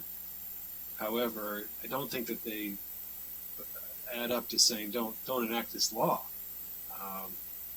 So, minimally, I would say I'm fine if the council president wants to continue this next week at full council or the week after at full council. I don't think we need to take it back to committee. I just think this is a very complex piece of legislation, and I'm not sure that we have time. I don't know if we have, there may be other amendments. So if we don't finish it today, we would continue it. I would suggest to the council president that, we just keep working on this at full council rather than formally sending it back to committee. I appreciate your suggestion. Council Member Navarro. Thank you. So I guess I just want to talk about procedurally. I mean, I think that if I understand correctly, the rest of the provisions in the bill, the committee, pretty much agreed, and there are quite a number of things, and then some other amendments. I think that we should try to just go ahead and address those, and then seek to get the clarification or the answers regarding this particular question. Thinking through it a little bit more, I agree with Councilmember Reamer that maybe it doesn't really have to go to committee, but perhaps there could be some more information shared, and then come back next Tuesday for us to then take a vote on the entire bill. But it seems to me like that there's work that we can do with the items that are contained in the bill where there's been agreement. We do this often, where we will dispose of a lot of the issues and then just perhaps come back, with more information, vote on that particular piece that was outstanding, and then just to take a final vote. And I think that way we don't delay into the fall. So I just offer that as an observation, perhaps, unless there are other items of significant controversy or a misunderstanding. But if not, maybe we should proceed with those. Again, try to get clarification on that additional information, then come back next Tuesday and just vote. Thank you. I appreciate that suggestion as well. Councilmember Albornoz. So I was just going to say, I think all of us have strong opinions in this, and we would all benefit from hearing the same information at the same time. And there's no guarantee that my colleagues would be able to join us at the Public Safety Committee and hear the same thing the committee's hearing in real time. So I do think clearly this warrants further discussion and the opportunity for the county attorney to answer some of the questions and clarify some of the issues that have been raised. But I would feel fine and comfortable having that come back to full council next week as opposed to committee and then full council. All right, and I have no problem doing that. We had an agenda meeting prior to the day, at the break. We have 19 public hearings next week, 19 public hearings. So I think if we want to do that, and I have no problem having a special meeting to discuss just this topic as a committee of the whole, or as the entire council, I think that would be the most appropriate. This is going to take us hours, perhaps. The rest of it, as I say, there's most of the provisions, or many of the 11 provisions, as you remember, Councilmember Albornoz, and Vice President Hucker remembers, and we also had Councilmember Joando and Councilmember Rice at the committee meeting as well, were fairly fast. Some were slower than others, but most of them were fairly fast. And we now have some suggestions for the part about the collective bargaining, I believe, is another amendment that would be discussed, which could take some time from us as well. So I have no problem having this discussion. I mean, at this point, we've already invested an hour or so into it, and I think that we need to be very careful on what we're doing. I don't want to, in my opinion, to pass something quickly and come back and amend it and say, oh, we're sorry that so-and-so got hurt because of what we've done would be a terrible thing. And I think if we can take our time, 1 week or whatever it takes, if we can do it, have a special meeting this week, that'd be fine with me. But I believe we need to do this in a very, very careful fashion, because this is serious work, very serious work. Council member, I don't know if everybody else has spoken. Councilmember Wright. Yeah, I'm sorry. Or had you finished, please? Go ahead. I just wanted to clarify whether we were going to proceed with the other items in the bill so we can dispose of those and then just come back specifically to this one item. That way, since next Tuesday's agenda is so crowded, we wouldn't be spending all that time doing that. So if the other items, I think if there's agreement, I was wondering if you're going to proceed with those so that we can dispose of those and then just come back specifically for the no-knock warrant. Okay. Councilmember Rice. Yeah, so great minds think alike. So I really appreciate Councilmember Navarro and her statement, because that's what I was going to ask. Because again, I'm not a part of the Public Safety Committee, but I was there and certainly heard, and there was a lot more of we're all in agreement in 3-0 versus some of the questions we had about this very particular nuanced piece. And so I think if we dispense of that, Mr. President, as you heard, then we can move forward with coming back to those very detailed ones.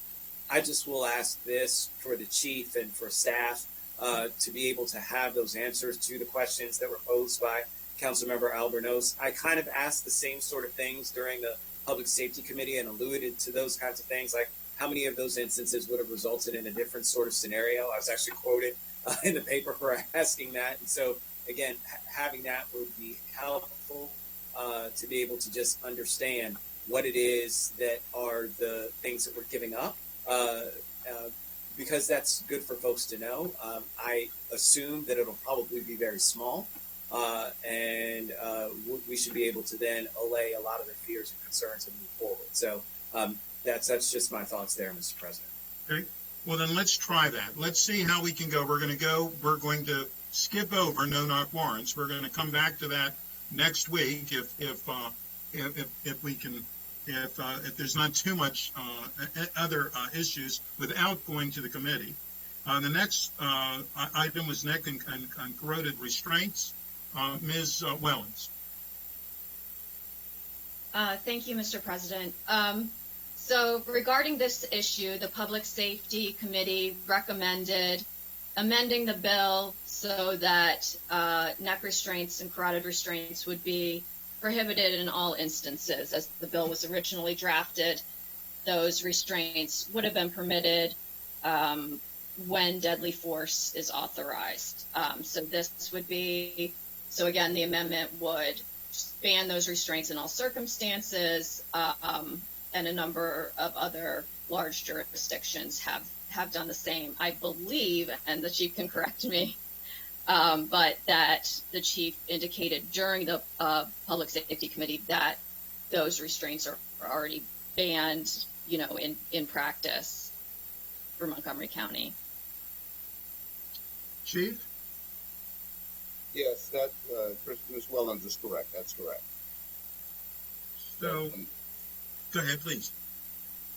No, and the only exception was, and I think that there was discussion about that. The only exception that we had in our current policy was in the event that, an officer, in the most extreme circumstances, it was a life or death situation. So that was the only time. Okay. Is there any discussion on that? I don't see any discussion. So I think we're fine on the way it is written in the bill itself. The next would be number 3, shooting at or from moving vehicles. Yes, Mr. President. So the bill as originally drafted did not specifically address the issue of shooting at or from moving vehicles.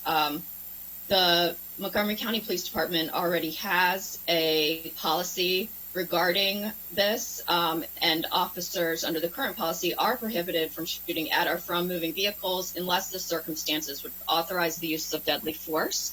The amendments adopted by the Public Safety Committee are similar with respect to shooting from a vehicle.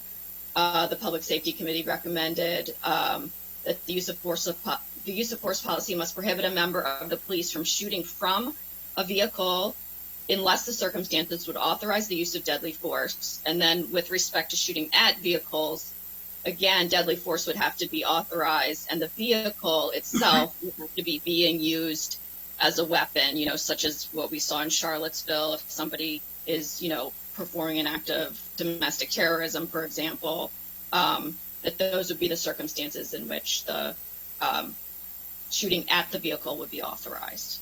And the committee voted for these amendments 3-0. Okay. I see no speakers. I see no council members who wish to speak on that. Is that standing the same? Fine. Then we're moving on to number 4, striking restrained individuals. Correct. So under this issue, the bill as originally drafted prohibited striking restrained individuals, and the committee voted to bring some more clarity to that provision by defining terms. So the committee recommended 3-0, defining striking as hitting forcibly and deliberately with a weapon, a body part such as a hand, elbow, knee, or foot, or any other implement. And the committee voted 3-0 to recommend a definition of restrained individual as an individual who is under control, is not resisting arrest, and no longer poses a threat to the officer or others in the immediate area.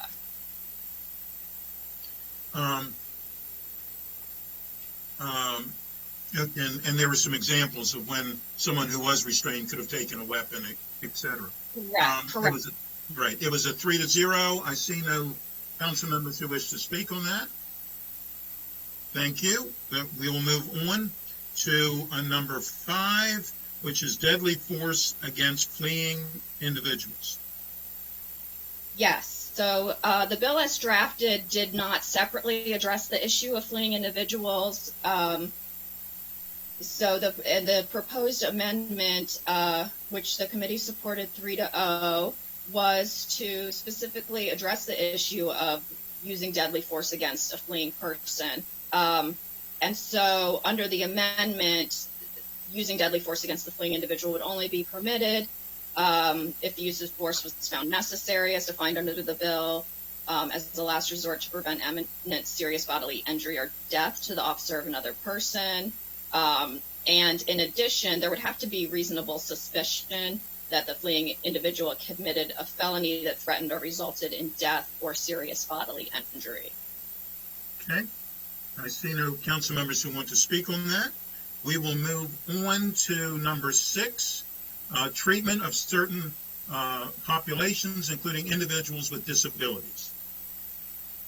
Correct. So under item 6, the Public Safety Committee recommended 3-0 to make some clarifications to the provision of the bill that requires the use of force policy to protect vulnerable populations, and some of the populations are enumerated. And so at Councilmember Jawando's suggestion, the committee voted to include within the list of vulnerable populations that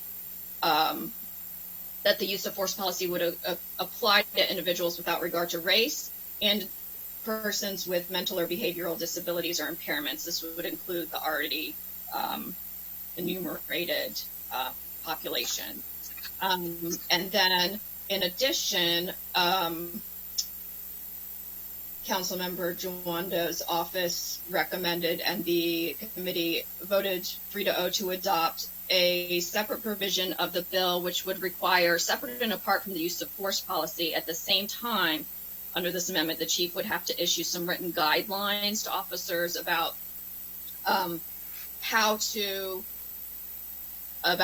about lethal force as related to, well, all individuals, including certain vulnerable populations, and, you know, including, guidelines about how the officer would assess whether use of force is appropriate and necessary, and how to use the least amount of force necessary when interacting with all individuals, and then including certain enumerated groups such as pregnant individuals, children, elderly persons, and a few other categories, including persons suffering from mental health concerns. Thank you. Councilmember Jawando. Thank you, Mr. President. I had these last several, as you'll remember in committee, these last several amendments were things that I suggested in committee, including this last one. On the definition of restrained individuals, however, I did have a motion I wanted to make on tightening up that definition slightly. Currently, it was, as it's read in the packet, it defines a restrained individual as someone who's resisting arrest, I wanted to change it to, quote, not actively resisting arrest by the use of intentional force against the officer that threatens serious bodily injury, and then keep the remaining clause, which no longer poses an imminent threat of serious bodily injury. This is to capture that you can be resisting arrest, like saying I don't want to be arrested, but not actually physically causing violence or harm against an officer. And we don't want to allow an exception or loophole, rather, that someone can be struck who's handcuffed or restrained that is just simply saying, I don't want to be arrested, or kind of moving their body slightly away from getting arrested, as opposed to using physical force against an officer, which in that instance, or trying to reach for a weapon, and I think the definition, as I said it, which I'll say it again, would be not actively resisting arrest by the use of intentional force against the officer that threatens serious bodily injury. I would want to move to update the definition of restrained individual to include that. Second. Moved by Councilmember Jawando. Is there a second? Second. It's been moved and seconded. Councilmember Jawando, could you read the entire section of what you're talking about with that change? Sure. And I'm trying to compare the current to the old, but so I might need Ms. Wellens to help me out because I'm going between documents. But as it says right now, it says restrained individual. The current, it says an individual who is under control, is not resisting arrest, and no longer poses a threat to the officer. So the part that I'm proposing to change is that second clause. So it would still say an individual who is under control, but then we would also add not actively resisting arrest by use of intentional force against the officer that threatens serious bodily injury, and then continue with the third clause that's already in there, and no longer poses a threat to the officers or others in the immediate area. So I would be swapping out is not resisting arrest with the language that I just said. If someone, and I'm asking, but if someone were attempting to take an officer's gun from them that was restrained, would the officer have a right to try to stop them under with physical force, under the definition that you just, under the statement that you just made? Yes, because that would be a threat. That would pose a threat to the officer. I think it would qualify under a couple of the provisions. They would pose a threat to the officer, which is the third clause in that sentence, and they would also be resisting arrest by the use of intentional force. Okay. Thank you. Oh, I'm sorry. I muted myself by accident. But did you hear what I said? We heard you. Okay. Councilmember Rice. So I like the idea. I'm just trying to understand again the middle piece, and so it's hard without seeing the language. So I'm trying to visualize, and I apologize. I know we're doing this on the fly, but so it's can you read it one more time, Councilmember Jawando? I apologize. I'm sorry. I'm just trying to do this all at the. I'm going to email it to everyone, but I will read it one more time, and it'll be emailed as well. It again, same first clause, so under control, and then the second would be not actively resisting arrest by use of intentional force against the officer that threatens serious bodily injury. Okay, right. Share your screen. I'm sorry to interrupt. Oh, yeah, I can do that. Sure. Well, if we're coming back to this next week anyhow, we can actually see it and read it, and we're going to vote on it in its entirety then. Yeah. I think that would be fine. That's fine. That's even better. Thank you. I think you all get the point, though. It's just to understand. And I do, and I appreciate it. I just want to make sure that we're doing what we want to be doing. Chief, and I don't know that you have to comment at this moment on that, but when you do get to see it, if you could please comment on your thoughts on it as well, we'd appreciate it. Yes, we'll provide comments. Thank you, sir. Thank you. And somebody else wanted to comment, and Councilmember Raymer. Thanks. If I'm understanding this correctly, and first of all, I think we'll want to withdraw the motion, I guess. Councilmember has put his intent to, propose this amendment and so it'll be in the packet for next week. And if I'm understanding this, as I think Councilmember Jawando explained, this is a distinction between someone who might be, wriggling, moving around, but isn't doing so with a level of intensity that is really a threat to the safety of the officer, if I'm understanding it correctly. Correct. So that seems reasonable to me, but I think with all of these things, we'll just want to hear from the department and the county attorney, their view. But based on that sounds like a good level for us to be, putting this invitation. All right. And Councilmember Friedson, did you? No, I think coming back to it, I had a few questions, but I think being able to flesh them out, see it in writing, and being able to discuss it when we come back makes sense to me. So thank you. Okay. Very good. The next item is, so we're coming back to that one, and I believe I'm not skipping any speakers, right? If I am, I know you all will jump up and down on me, so I think we're okay. Okay. Next was, that was on restrain. We had gone back to restrain, and we were working on use of force against fleeing individuals. Had you finished your statement on that, Ms. Wellens? Yes. And I thought we were up to issue 7, which is you're right. The effects of criminal and civil liability. Yes. Where we are. Okay. So this issue is about clarifying the scope of the bill. And the bill, as originally drafted, includes a provision that the policy directive established by the police chief must not be construed to alter standards of civil or criminal liability. The Public Safety Committee voted 3-0 to elaborate on this language a bit in 2 respects. One was by adopting language that states explicitly this section, the section of the law we're adding, does not create private rights enforceable by any person or individual. And then in addition, the committee voted 3-0 to clarify that the directive must not be construed to alter state or federal rules of evidence. Okay. Let me make sure I see no speakers. Councilmember Reamer, I had one for you, but I think that was for the one back, because I was, okay. And Councilmember Friesen, okay, so I see no speakers on this.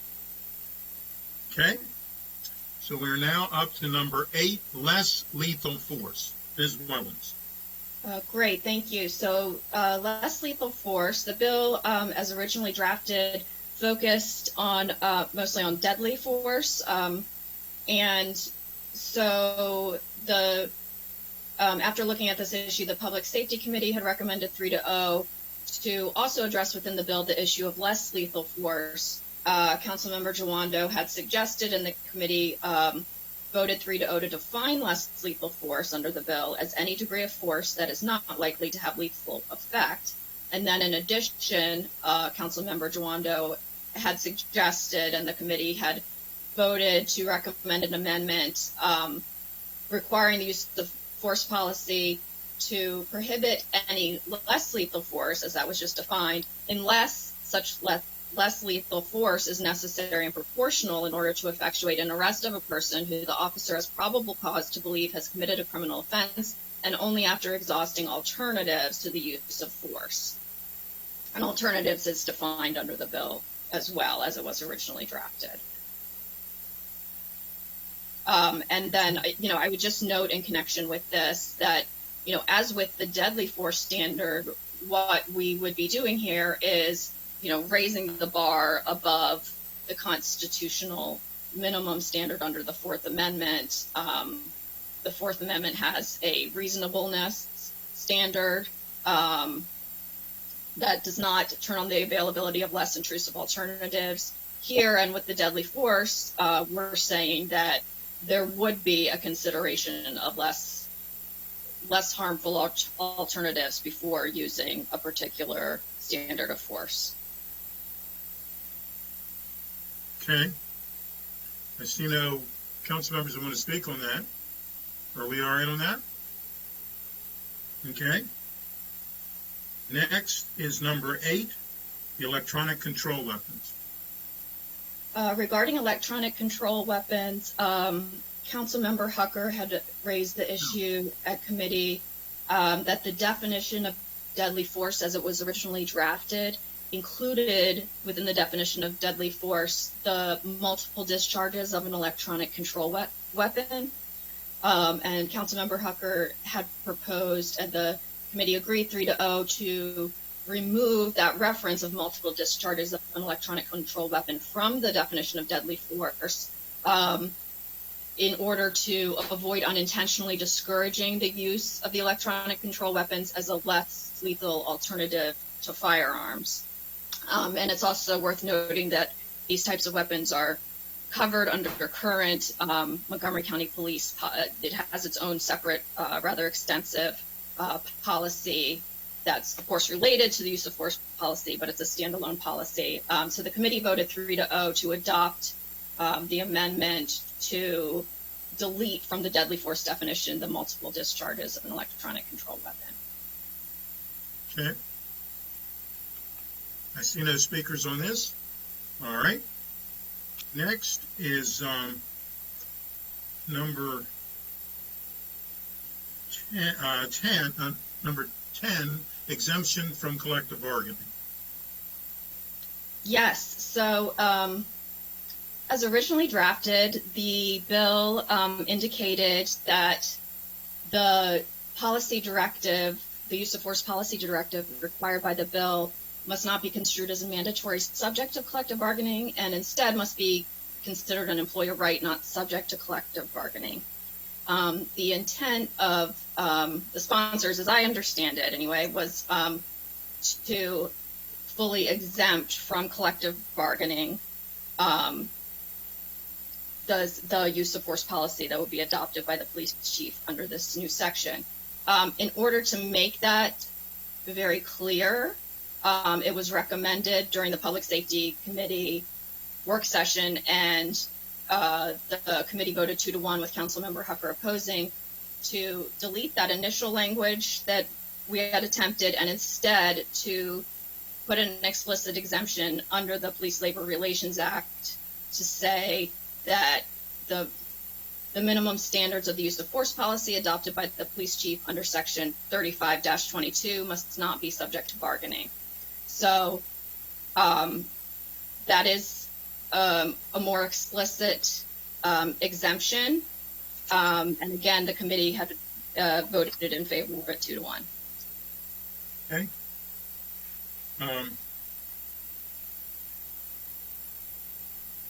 Councilmember Greener. Okay, well, I mentioned this earlier, but I think it bears repeating. There's a reason why the committee recommendation is before us. It's because if it wasn't before us, every one of these provisions would then become subject to bargaining, and their impact would be, changed. We wouldn't necessarily get the policy that we want. We wouldn't get it implemented the way that we want it. And I think it's good for us to do this in this legislation, but the problem is we'd like for the chief to be able to do these kinds of changes separately. The chief did the duty to intervene policy, but the union could have bargained that endlessly. The county executive, we would like the county executive to take recommendations from the Policing Advisory Commission and implement them without having to go through the legislative process. However, if we don't, they will not be able to do that because they will all be subject to bargaining. So we are removing this for a reason from the scope of bargaining because we believe that these are really important and that the elected will of the community, the county people, has to be implemented. And it's not subject to, we want the employer to have the right to do this without subject to bargaining. And my colleagues will remember, this is body cameras. Body cameras were delayed, weren't rolled out the way that the department intended. So, do we want that to happen on every single policy issue that we want changed? And we can do this as an ad hoc issue on our legislation, but we can't, the department can't do it and the executive can't do it. And I think this speaks to the need for both the amendment before us as well as the legislation that Councilmember Rice and I introduced earlier. Thanks. Thank you. Councilmember Rice. Well, thank you. So this is an interesting one. And it's interesting because on one hand, I have my union leaders saying, look, you don't need to put this in there because we're not going to do it because it's management right. But yet at the same time, then if I put it in and solidify and codify in law that it's a management right, but that's going too far. I don't really understand if we're being truthful about the fact that we don't want to bargain this, that we really believe this is the right step for us in moving forward, then what does it matter whether it's codified in law or not? And so that's kind of where I find myself. I find myself very confused and bewildered about how you can, on one hand, say you support it, but on the other hand, say you want to bargain it. There are some things at the end of the day where, again, like I talked about at the very beginning, this is about making sure that there's even more trust from our community and vested partnership between the community and our officers in terms of understanding we're holding ourselves to a higher standard. And to do that means by saying that, yes, I adhere to these regulations that are going to be set forth by the chief, and he's going to be the ultimate decision maker in terms of whether or not, folks need to do these kinds of things. And this specifically is in reference to some of the worst things that we've seen. So it's not even, I can actually understand arguing some of the other aspects that Councilmember Reamer and I have. And so I'm looking forward to that discussion in terms of just disciplinary process in general. But we're talking about use of force. This is the part where we're talking about the actual George Floyd type incident. The one that happened here with the knee being dropped to the neck, not on the neck, knee being dropped to the neck outside of the McDonald's. These are the kinds of things where I say to myself, wait a minute, are we really for the change or are we not? Right? Because this is an opportunity for us to just move forward. To just say, look, we don't want to see it. We don't want to advocate for anybody utilizing it. So there's no reason to even consider whether it would be something that would be bargainable. And the last point, look, just because we have leaders who are great now, I think that Lee Holland and Tori Cook are great leaders of our FOP. Doesn't mean that they're always going to be folks who are partners with us.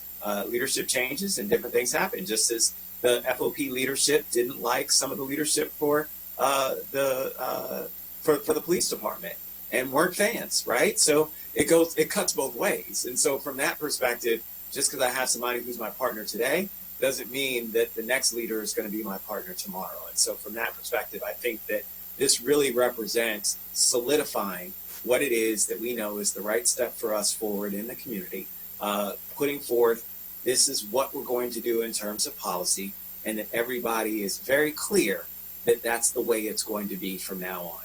Not subject to bargaining, not subject to who the leader is going to be 5 years from now or 10 years from now, but an assurance that this is the law of the land from now moving forward here in Montgomery County. Thank you, Mr. President. Thank you. Councilmember Joando. Thank you, Mr. President. I appreciate my colleagues expressing their views and support. The initial intent of this provision was to keep this policy because we're talking about, as Councilmember Rice alluded to, we're talking about life and death. We're talking about the most extreme cases where the highest level of accountability is required. And so the original intent of the bill, which I have not heard anyone speak against on either side, that we should have this not be bargained. A memo came over from the office of the county attorney. I just want to explain this for the public again, that said that consistently management rights have been bargained in their implementation. Councilmember Reamer mentioned the body-worn camera policy, the duty to intervene, which moved rather quickly, but was asked for input by the union.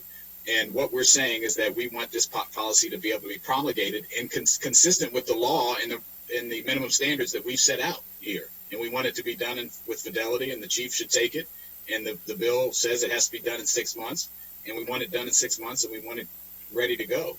And so I think because the county attorney's memo, which has been confirmed by our attorneys as well, that some management rights have been interpreted as portions of or implementation to be bargainable, to make sure that that doesn't happen, which again is the intent of the bill, this will be included in the amendment that was adopted 2-1 in committee. Will include it as an exception to the police labor relations law. And I think that is the proper way to go forward to ensure that the original intent of the bill is followed. So thank you, Mr. President.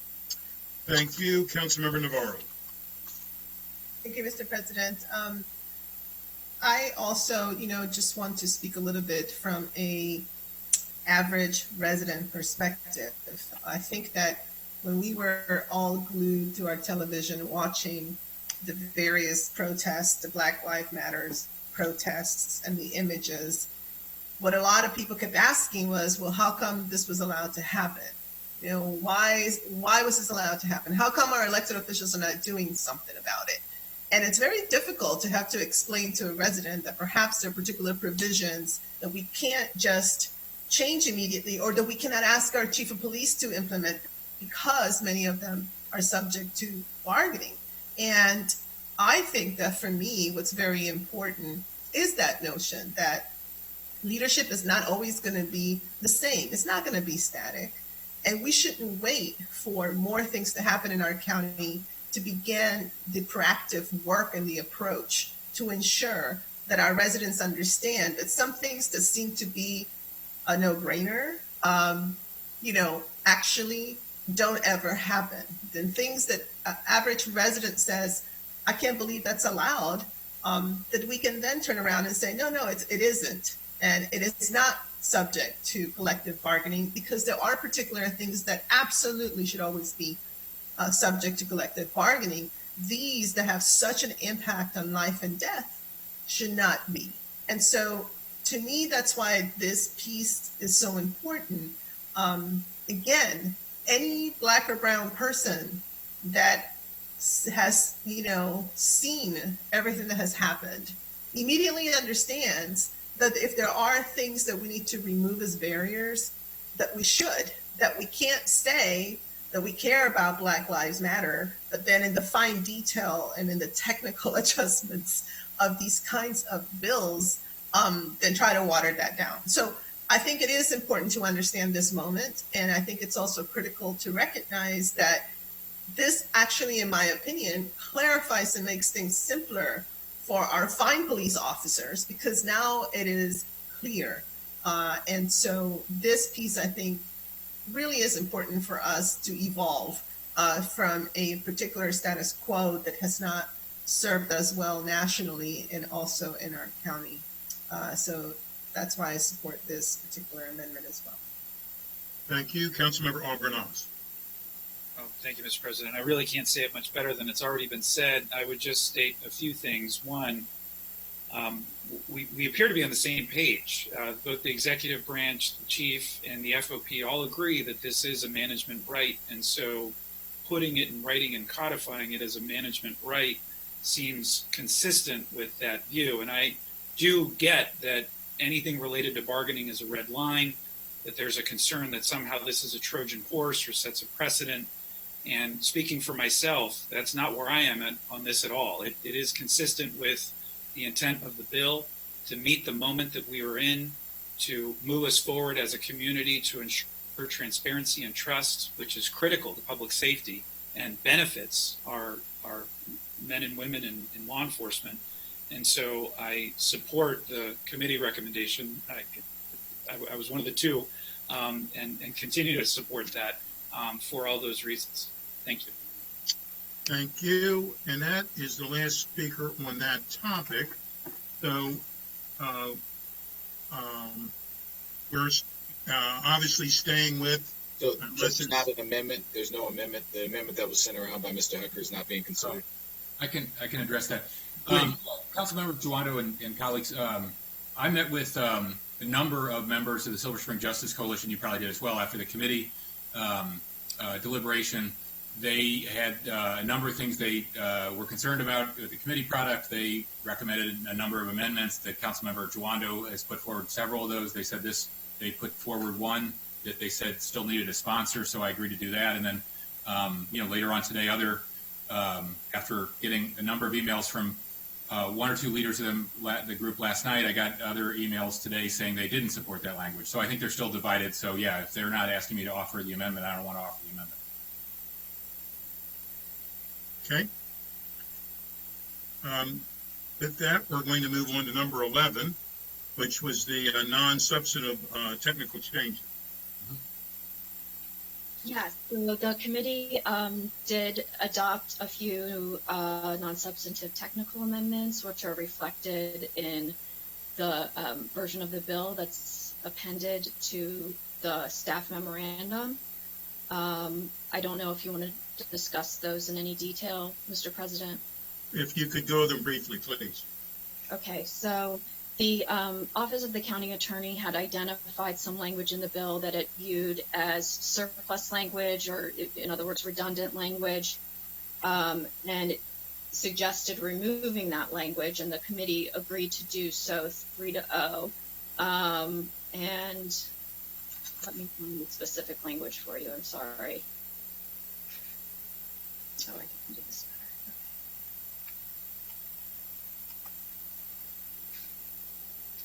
So, and it relates to the use of deadly force and the circumstances under which that would be permitted. I'm so sorry, bear with me. So under the original bill, it indicated that use of deadly force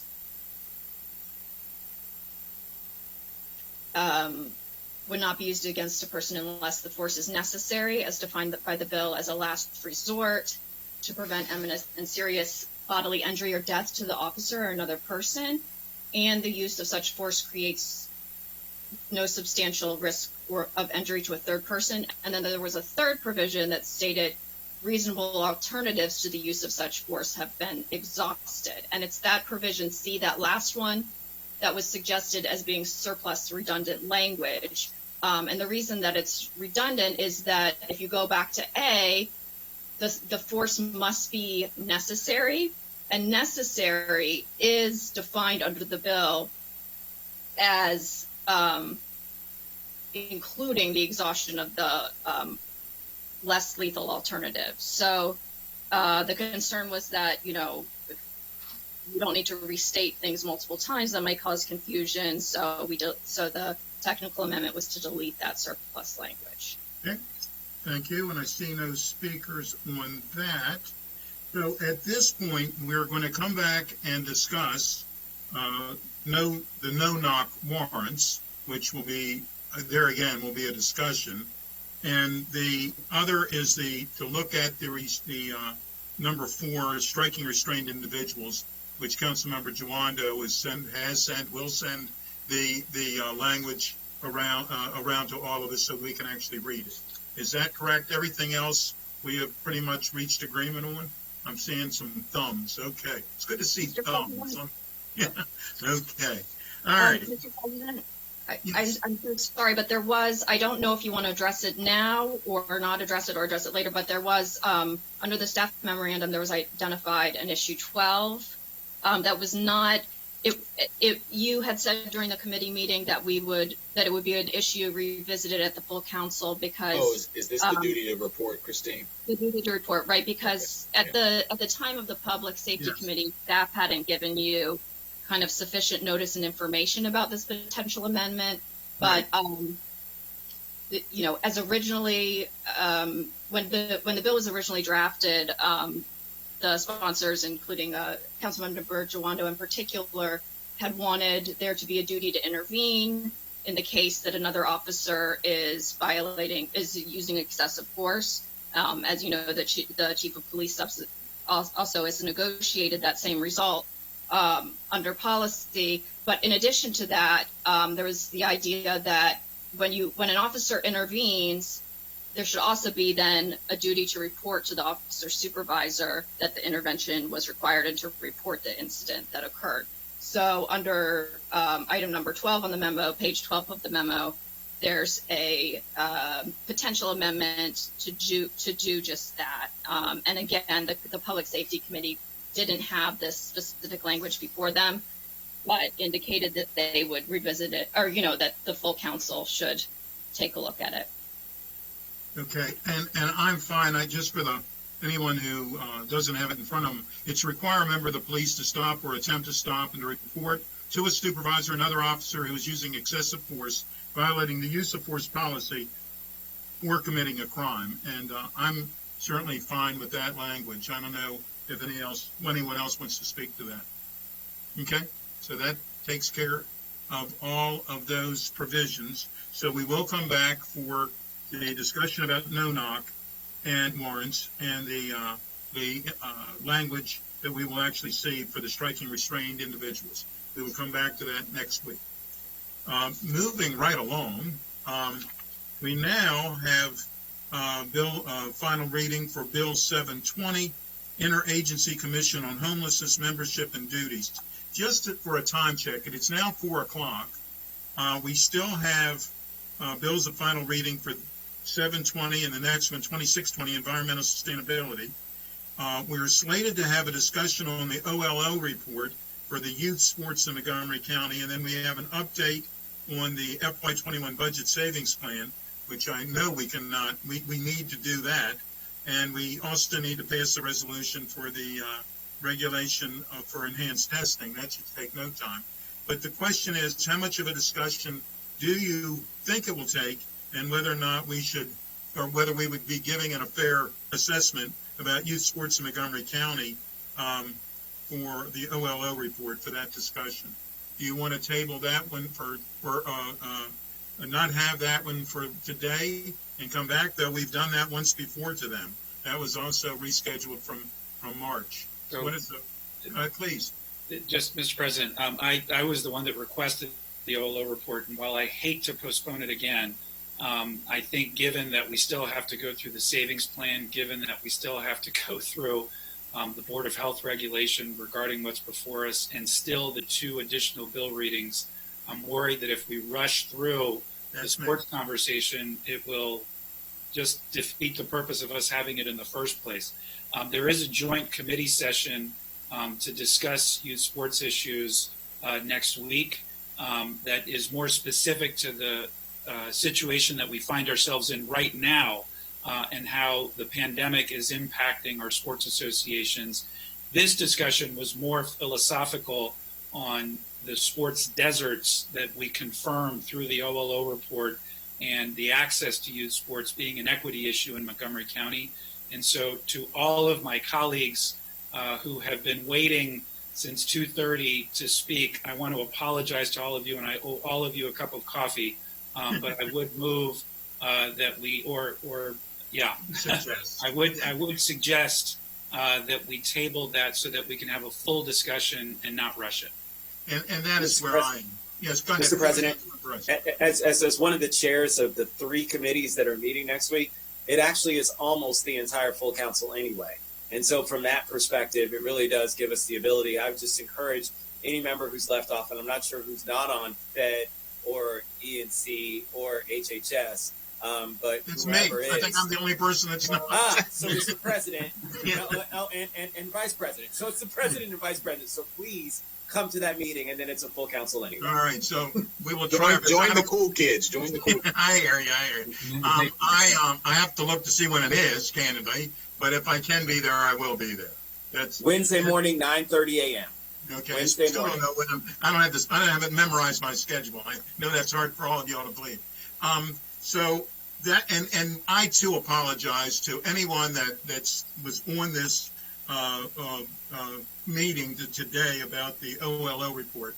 But I know that you found everything that we said very, very interesting. Anyhow, so I know that you again. I was kidding on that, by the way. But anyhow, I do apologize for doing that, and I will try my level best to be at the committee meeting if at all possible. So, having said that, moving right along to 13B, which is the Bill 720 Interagency Commission on Homelessness Membership and Duties. It's the HHS committee recommends enactment with amendments, and we're going to turn to Councilmember Albernoz, please.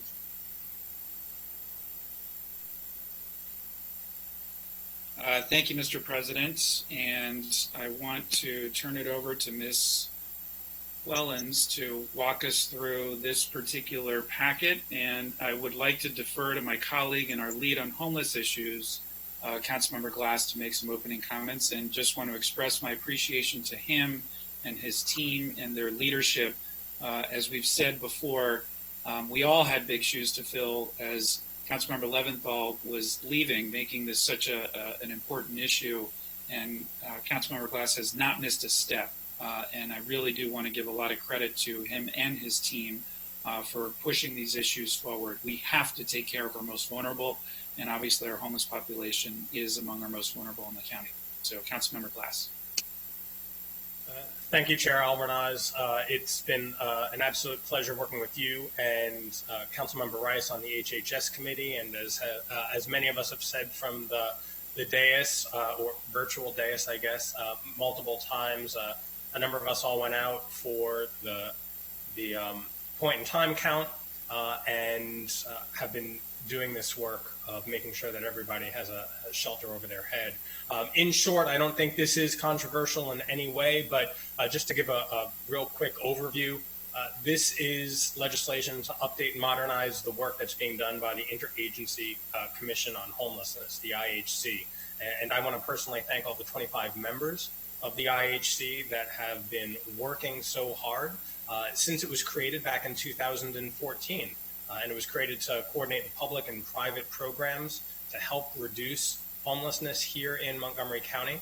And to be very clear, this bill 720 would alter the membership and duties to improve governance and effectiveness within the IHC, and to clarify the mission of IHC to end and prevent homelessness as opposed to simply reducing homelessness. And lastly, this combined effort that we're taking up today, this bill plus the actions and introductions from earlier today, particularly $20 million in helping support people with rental assistance and other activities that we are doing here in county government, further ensures that residents in need get the support they have, get the support that they deserve, and also making sure that homelessness is rare, brief, and non-recurring. And then also just picking up on a point from Chair Albornoz, I want to give a heartfelt thanks to my Chief of Staff, Valeria Carranza, who is a partner of mine in this work and joined us to 3:30 in the morning or so, walking around the streets on that cold night back in January. And so thank you to everybody, especially the nonprofit partners that make up an integral part of the IHC and our homeless service providers as well. So I guess we'll turn it over to Ms. Wellens to walk us through.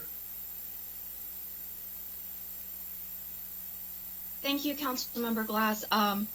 So Councilmember Glass described the bill, and he and the HHS committee and his office worked collaboratively with the ICH in order to make these recommended changes to the functions and duties of the commission. And as Councilmember Glass explained, an important update was to clarify the need to end and prevent homelessness rather than simply reducing it. There was only one substantive amendment recommended by the committee. It was recommended by the HH committee 3-0, and it relates to a potential legal problem under the existing law that governs ICH. This potential issue was identified by the county attorney's office. So at their recommendation, the committee adopted this amendment, and what the amendment does is that under the current law, a subcommittee of the ICH is allowed to include in it a person who is not a member of the commission, and of course that is wonderful for purposes of collaboration. The potential issue under the charter is that a committee or a board or commission can't add its own members. The members have to be appointed and confirmed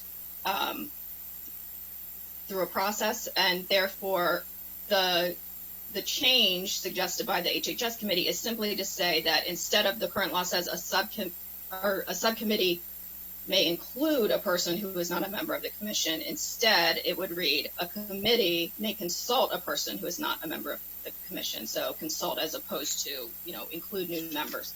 There were also some technical amendments that the HHS committee also adopted 3-0. These were purely non-substantive, literally just renumbering some things that in the course of drafting had gotten misnumbered. So there's nothing of substance to report to you there. And that was it. Happy to try to answer any questions. Very good. I see. Let me double check what I'm seeing here. I see no council member that wants to speak on this. This was a committee recommendation. So, Madam Clerk, will you please call the roll?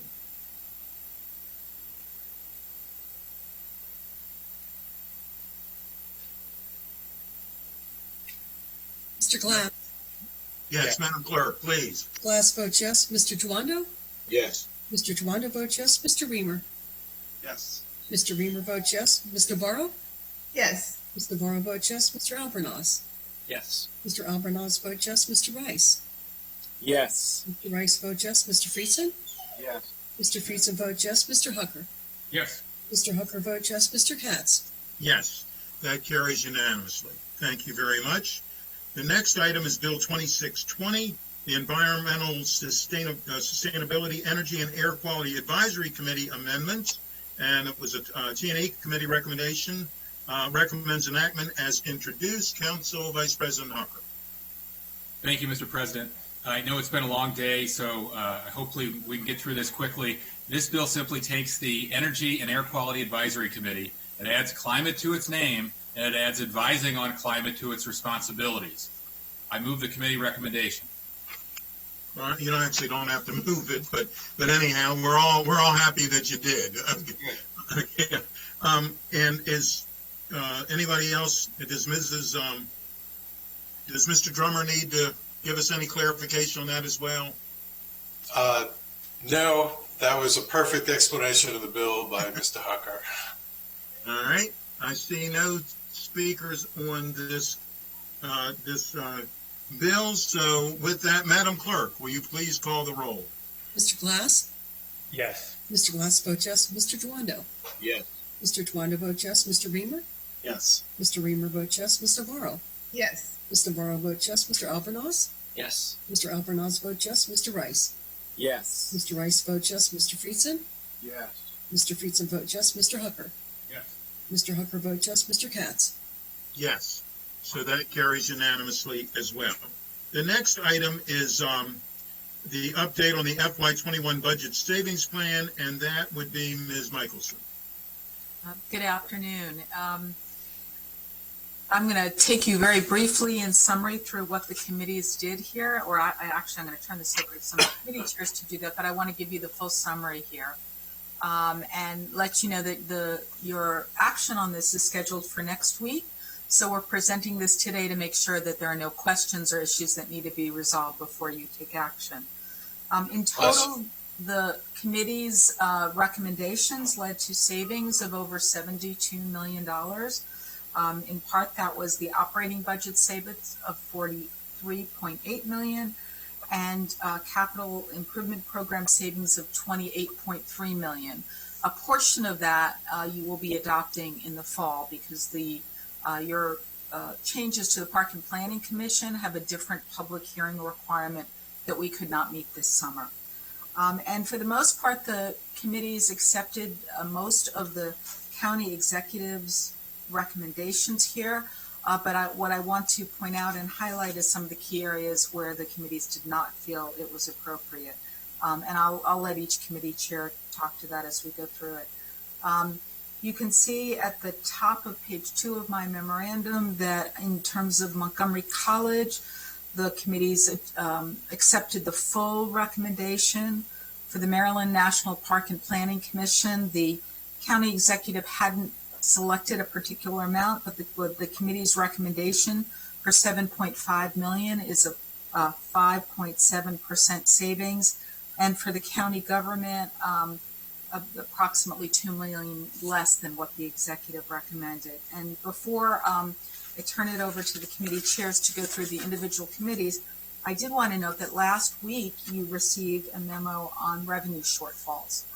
indicating that the likely revenue shortfall is for FY21 at this moment in time appears to be $192 million, which could raise the question of why this savings plan is only a little bit over $70 million.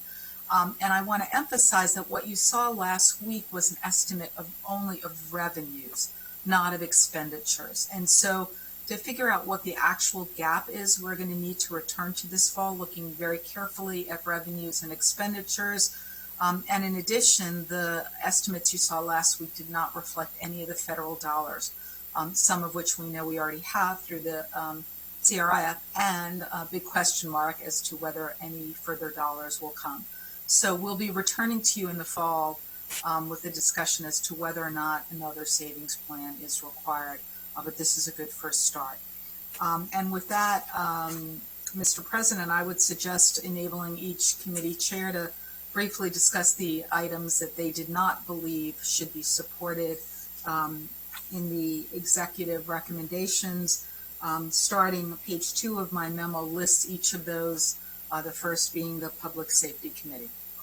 Thank you very much, Ms. Michelson, and I appreciate your packet as well. Yes, the Public Safety Committee agreed with all the reductions with 2 exceptions. We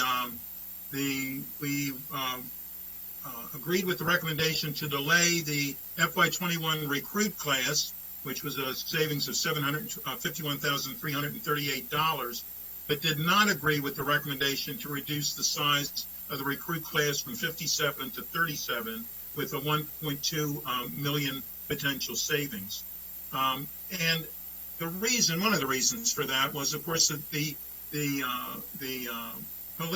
fire has for many years had cost overruns, had overtime, and we felt that that was not going to be saving us money in the long run. And the committee also recommended positions that the positions recommended to be abolished in the police department instead of be lapsed. We said that they should be lapsed, that the council should consider whether these positions should be abolished as part of the FY22 budget, not FY21. And so we voted to lapse rather than abolish. And then Councilmember Jawando, who I know wants to speak on this as well, requested the committee also abolish the SRO program, the School Resource Officer program, which would have impacted 23 additional school resource officer positions. The committee did not support that recommendation and believes the action should be delayed until the Montgomery County Public Schools returns with its recommendations, which they are studying now, on what they would like to do with the SRO program. Until we know, we thought that was not appropriate. And with that, Councilmember Jawando, please. Thank you, Mr. President. I just have a process question before I make my remarks. So would we be entertaining motions to change committee recommendations today, or will we wait till the 28th to vote on that? As far as I'm concerned, we can do it right now. I mean, we can. I don't know if you wanted to make an amendment or make a motion. That would be up to you. We're not going to vote on the entire package until the 28th.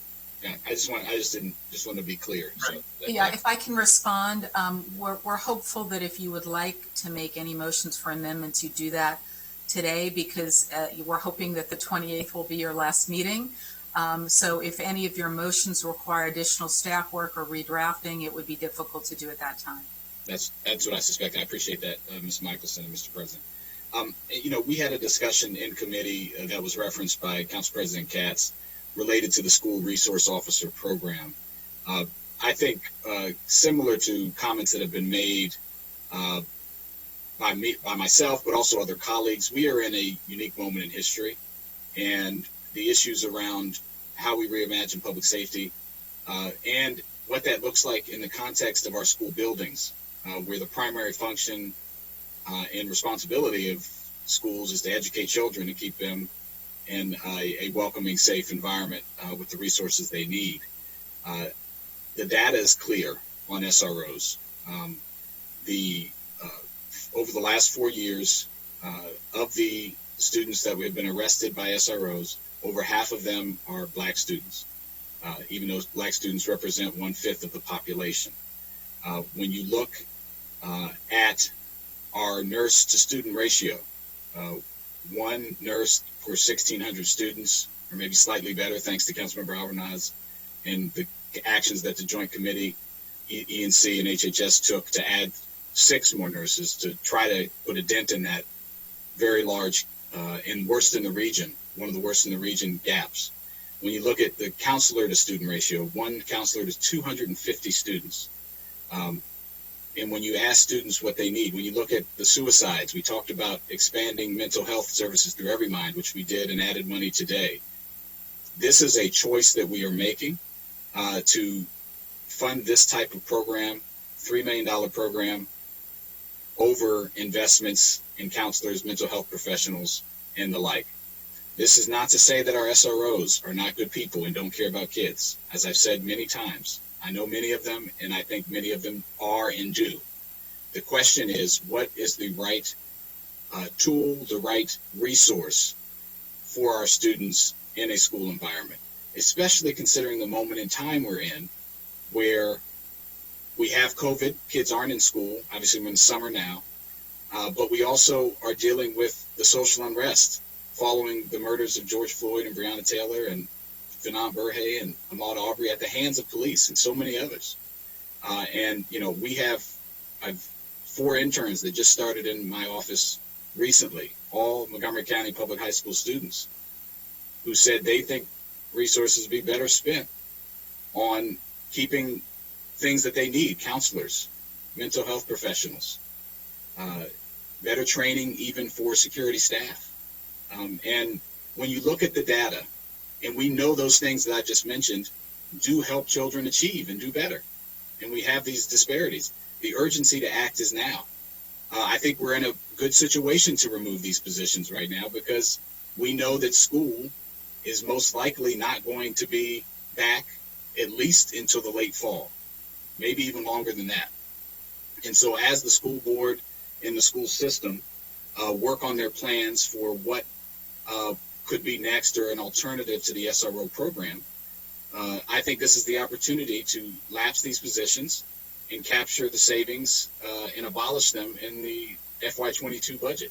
And so what I proposed in the committee was to remove the whole program, but after talking with colleagues and speaking with other interested parties, what I am moving today, because of everything that I've stated, is that we would eliminate 12 of the 23 SRO positions. So that gives flexibility to the school system if, for example, school were to come back in the very unlikely event, that they could have adequate coverage and still be moving forward with their plans that are not set to be reported back until February.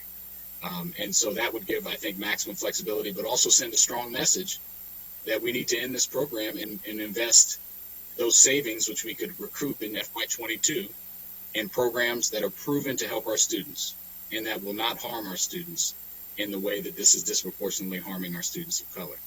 So that is my motion to eliminate 12 and lapse 12 of the positions with looking to abolish them in FY22. Second. It's been moved by Councilmember Juando, seconded by Councilmember, was that? Who seconded? Councilmember Reamer. Okay, Councilmember Rice. Well, thank you very much. So let me just say this, and I'm not even going to speak to the merits of the SRO program. I think just fundamentally from a functional standpoint, we are being very disrespectful here. The school system, the school board, the school superintendent have said and met with the public and said that they are going through a process to determine, and speaking to stakeholders, their stakeholders, right? Their stakeholders. They are elected to represent the school system. They are the ones who have said they wanted to embark on this. Nobody forced them to do this. That's what they opted to do. And for us to then jump in and say, well, we're going to do it differently and not listen to you, I believe is incredibly disrespectful. I do believe come January, when there is a report that's generated and the school system has decided, then we can have a very robust discussion about this. But to do anything before then, I feel, again, is not respectful to our school system, to those elected leaders, and to our superintendent and to the parents, quite honestly, because parents haven't had a chance to weigh in. we haven't heard from folks who have talked about this at all and talked about the concerns they have. I know that just as Councilmember Duando has received numerous emails from parents who are concerned about the program, I've received numerous emails from folks that are concerned about the program, as well as that wholeheartedly support the program. Long letters detailing why it is that they believe. But like I said again, we shouldn't be talking about the merits. We should just be talking about, at this point, a process that's already underway. And so as chair of the Education and Culture Committee, I can tell you that just from that standpoint alone, I believe that this is premature, that certainly once we get to January, which is not that far away, we certainly will have a very robust discussion about this in the Education and Culture Committee that I chair. And I'm very happy to then look towards having that discussion with our public safety members, as well with our joint meeting like we always do to discuss school resource officers, and we can make an appropriate decision at that time. So thank you, Mr. President. Thank you, Council Member Albornoz. Thank you, Mr. President. I'll try to be brief. I made these comments in committee, but I think they are relevant to this discussion before full council, and so I will repeat some of what I said in the committee, and that is to explain the context from which I'm coming from in my interest and background on this specific issue. So, as all of you know, I used to be the director of the Recreation Department, and while I was there, we significantly expanded the number of after-school programs across the county in partnership with the council to be able to create more positive youth development opportunities in Montgomery County. And so I got to really know the school administrators, the nonprofit organizations, the teachers, the parents, and the SROs through that process. And it struck me how complex and important it is to have this broad, holistic support structure within these schools in order for them to be successful. And I can tell you that the SRO program was an important component of that overall structure. And while it's been pointed out that these are anecdotal stories, and that is true, there were numerous instances in which I directly know of SROs that intervened in gang situations and beefs to help dissipate them and prevent them from spiraling out of control. Situations in which students who did not feel comfortable going to anyone else in law enforcement but had an issue that was related to a criminal aspect in their life felt comfortable bringing that situation to an SRO who was able to intervene and in some cases stop domestic violence situations from moving forward. And there was no greater advocate for the after-school programs that we had in our schools than the SROs themselves. And they were the ones that often identified students and encouraged them to participate and recommended them for our programs. I can also speak in the first person about the training that they received, both on the front end, but also the Advancing Youth Development training that we offered through the Recreation Department and Collaboration Council, that the SROs were so hungry for that they participated more than once. And so I think that there is no question that I am open to and very much recognize the moment that we are in. And the data is very alarming. But I think that we have to look at this within a broader context of how the SROs fit into the overall model of the school. And at a minimum, give the Board of Education the opportunity to fully evaluate the program, talk to all the key stakeholders that Councilmember Rice referred to solicit feedback. And where I agree with you very much, Councilmember Duando, is in rethinking how we have our SRO program. But that has to be an informed decision. And I think there needs to be at a minimum a transition plan if we are going to move forward with the elimination of the SRO program to take into account all of those other positive elements that are associated with the program. And I have been concerned that a number of the arrests that we have referenced were for very serious offenses involving firearms. And it's been noted that patrols or the various districts could have responded to those situations, and it didn't have to be an SRO officer. But because of the relationships that the SRO officer has with the school administrators and with many of the students, I have to believe that there was a better outcome because of those relationships under very difficult circumstances. And so we do need to think about the implications of the public safety components of this and have a reasonable plan moving forward. And I do think that the other argument with the pandemic is that I agree that there's urgency to meet this moment that we are in. And I understand how that's being used as an argument for moving forward with the reductions now. But I actually think that reinforces the argument that we actually, that gives us even more time to be able to fully process and evaluate this program and look at it from all sides, have a robust discussion. And the data that we have is limited. I acknowledge that. But that is precisely why I think it's important for us to conduct this wholesale evaluation. And while symbolism is important, I get that too. I think it's more important for us to take our time and fully assess what's going on with this program so that we can collectively make an informed decision moving forward. So I don't support the amendment. Do recognize we are going to need a change and evolution, but we need the time to evaluate what that's going to look like before just outright eliminating a component of the program, in my opinion. So thank you, Mr. President, and I respectfully disagree with this particular amendment, but will stand by Councilmember Jawando as we look forward, moving forward to evaluating how this program can be evolved in some way. Thank you. Thank you. Councilmember Navarro. Thank you, Mr. President. So I think I have the unique distinction of having served on the Board of Education for 5 years, and I will share with you, and I think I've said this many times, that when I was a member of the board, had my reservations about the way that the SRO program was being implemented. That conversation led to refining the MOU, and it led to refinements of the training. And at this moment in time, understanding where we are and with the concerns that I still have regarding the disproportionality of our Black and Brown students when it comes to issues of arrest and discipline. I mean, this is something that we worked on for so many years. Some of us have been doing this for a long time.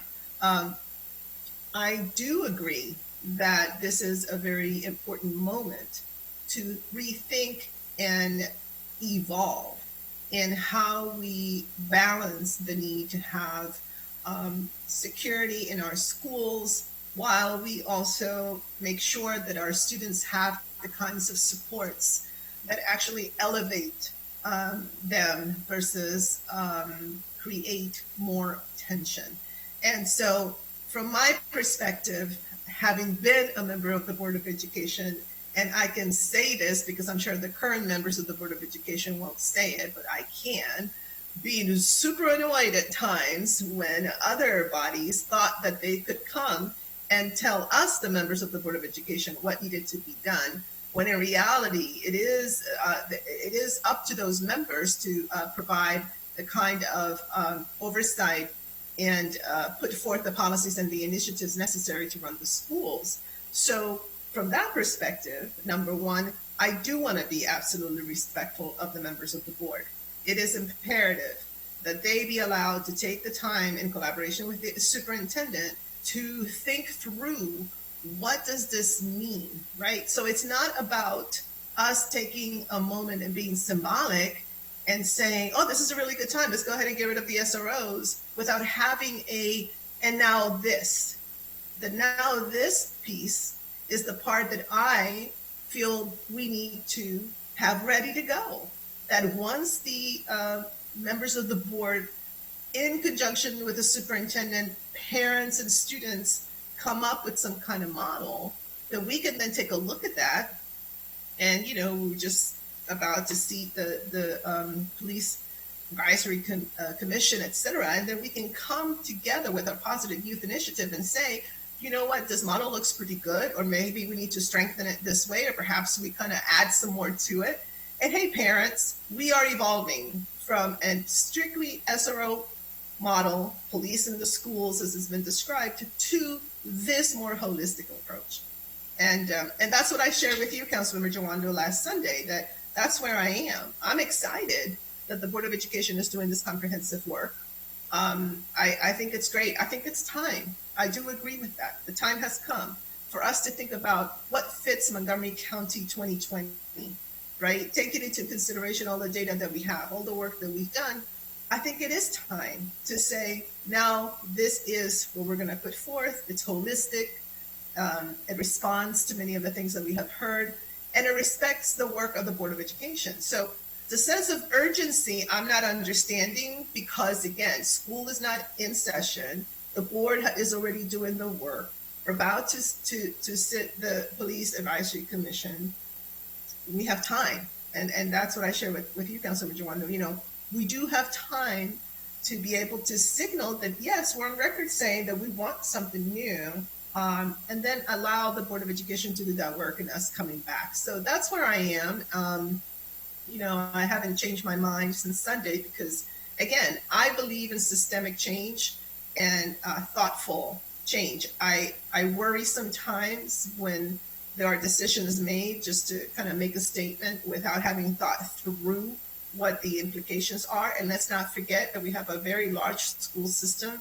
Councilmember Albornoz and Councilmember Craig Rice touched on an issue that has always stood out for me. And it was, you know, hearing about gang leadership trying to recruit kids in middle school, you know, in playgrounds and things like that. So we have a very complex issue.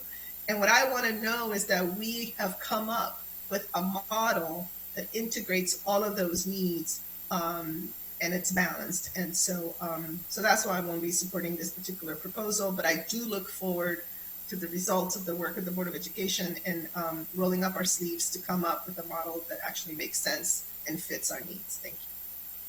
Thank you. Let me jump in as well. I certainly am not supportive of this amendment. I associate myself with what's been said in many ways. Councilmember Rice, Councilmember Alvarez, and Councilmember Navarro have all said it. But the Board of Education needs to be allowed to give us what their suggestions are and what they would like. It would be disrespectful of us for us to decide before they can decide. And I believe that they have every right and should have every right. If they come back and tell us they don't want the school resource officers, then our discussion is moot.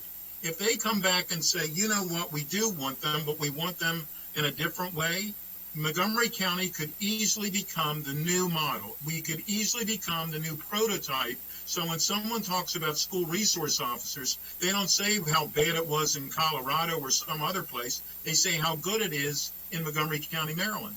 And if they decide that we need to work together, we need to.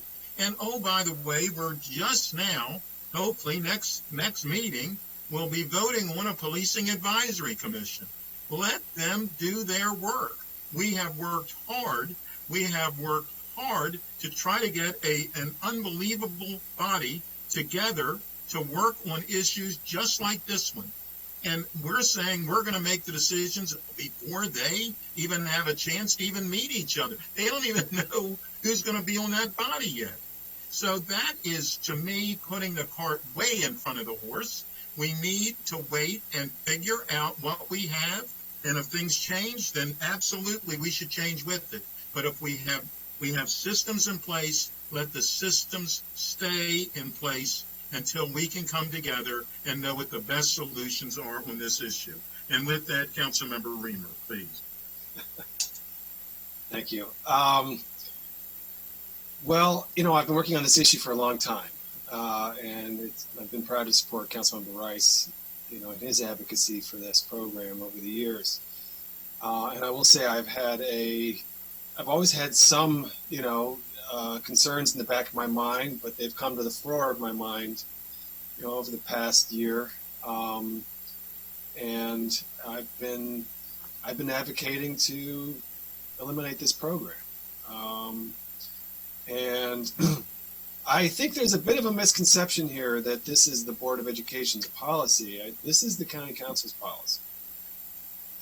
You know, we are the ones who have, you know, expanded it. We've funded it year after year steadily, you know, adding positions. So I actually think that the more appropriate question is to provide the direction to the Board of Education as to what the county council wants, and then seek their guidance as to how they would reflect, the policy and what resources they would ask from us.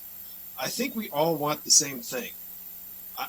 I think what we all want is an adult who is a mentor, who is someone that a kid can go to when they're having a crisis, when they need help, someone who knows how to access public safety resources, if that is what the situation calls for, or someone who also is a badly needed, guide, an angel on the shoulder, just an adult who can talk and listen and share guidance.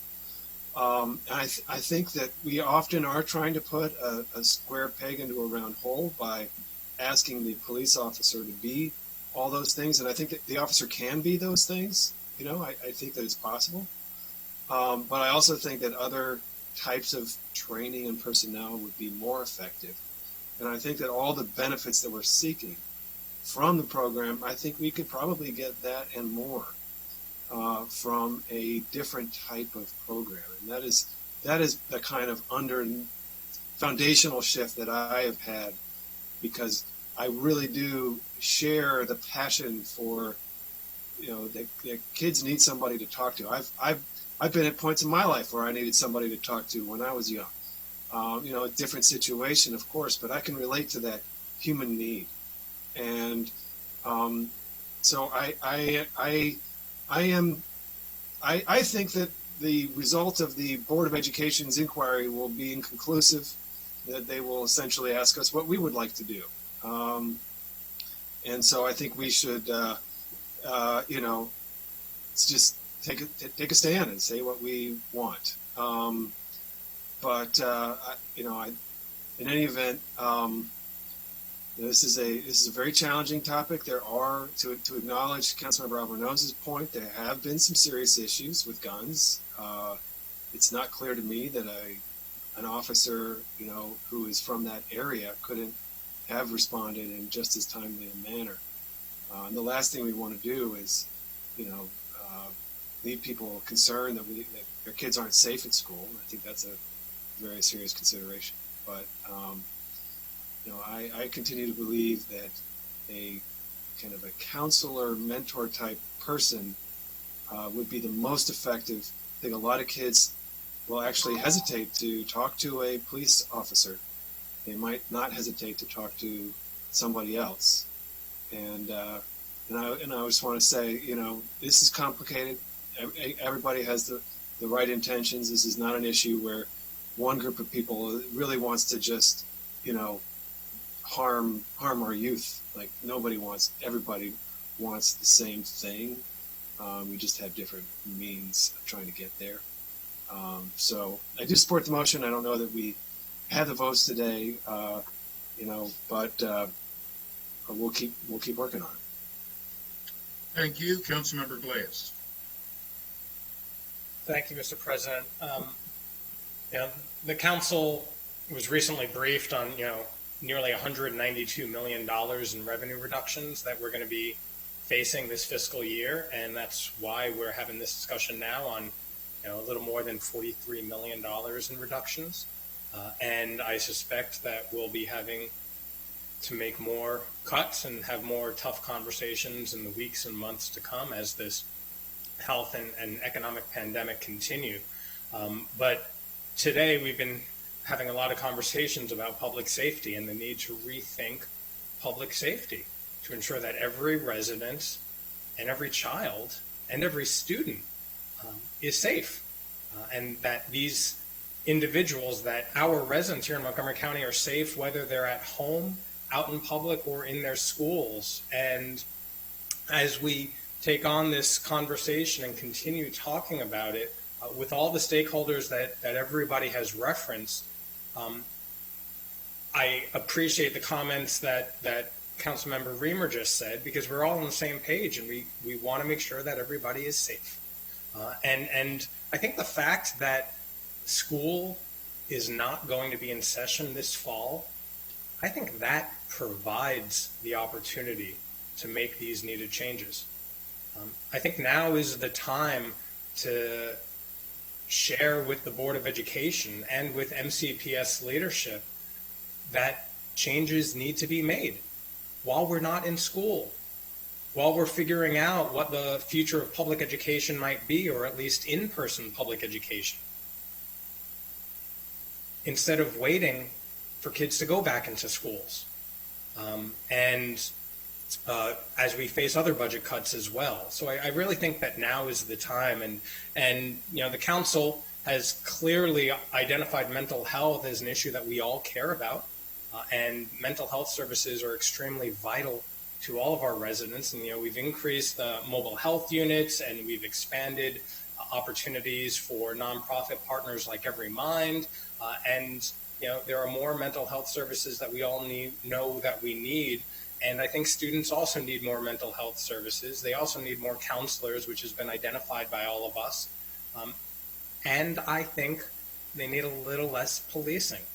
And so the crisis that we're in, I think, actually provides us with the exact opportunity to make some of the tough budgetary decisions we're forced to make, and recognize that while kids are not in school, it provides school leadership with an even longer amount of time to plan for when kids come back to school.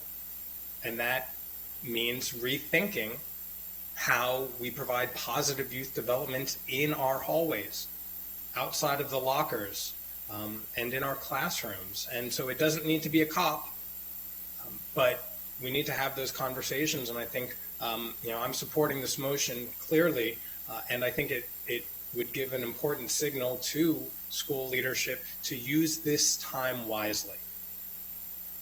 And there will be no other time like now when kids are not in school for a prolonged amount of time, and budget cuts to this level of economic proportion. So thank you for everybody for, again, having an important conversation just about how we make our kids feel safe so that ultimately they can all learn in the classroom. And as I said, I will be supporting this motion. I yield back, Mr. President. Thank you. Councilmember Jawando.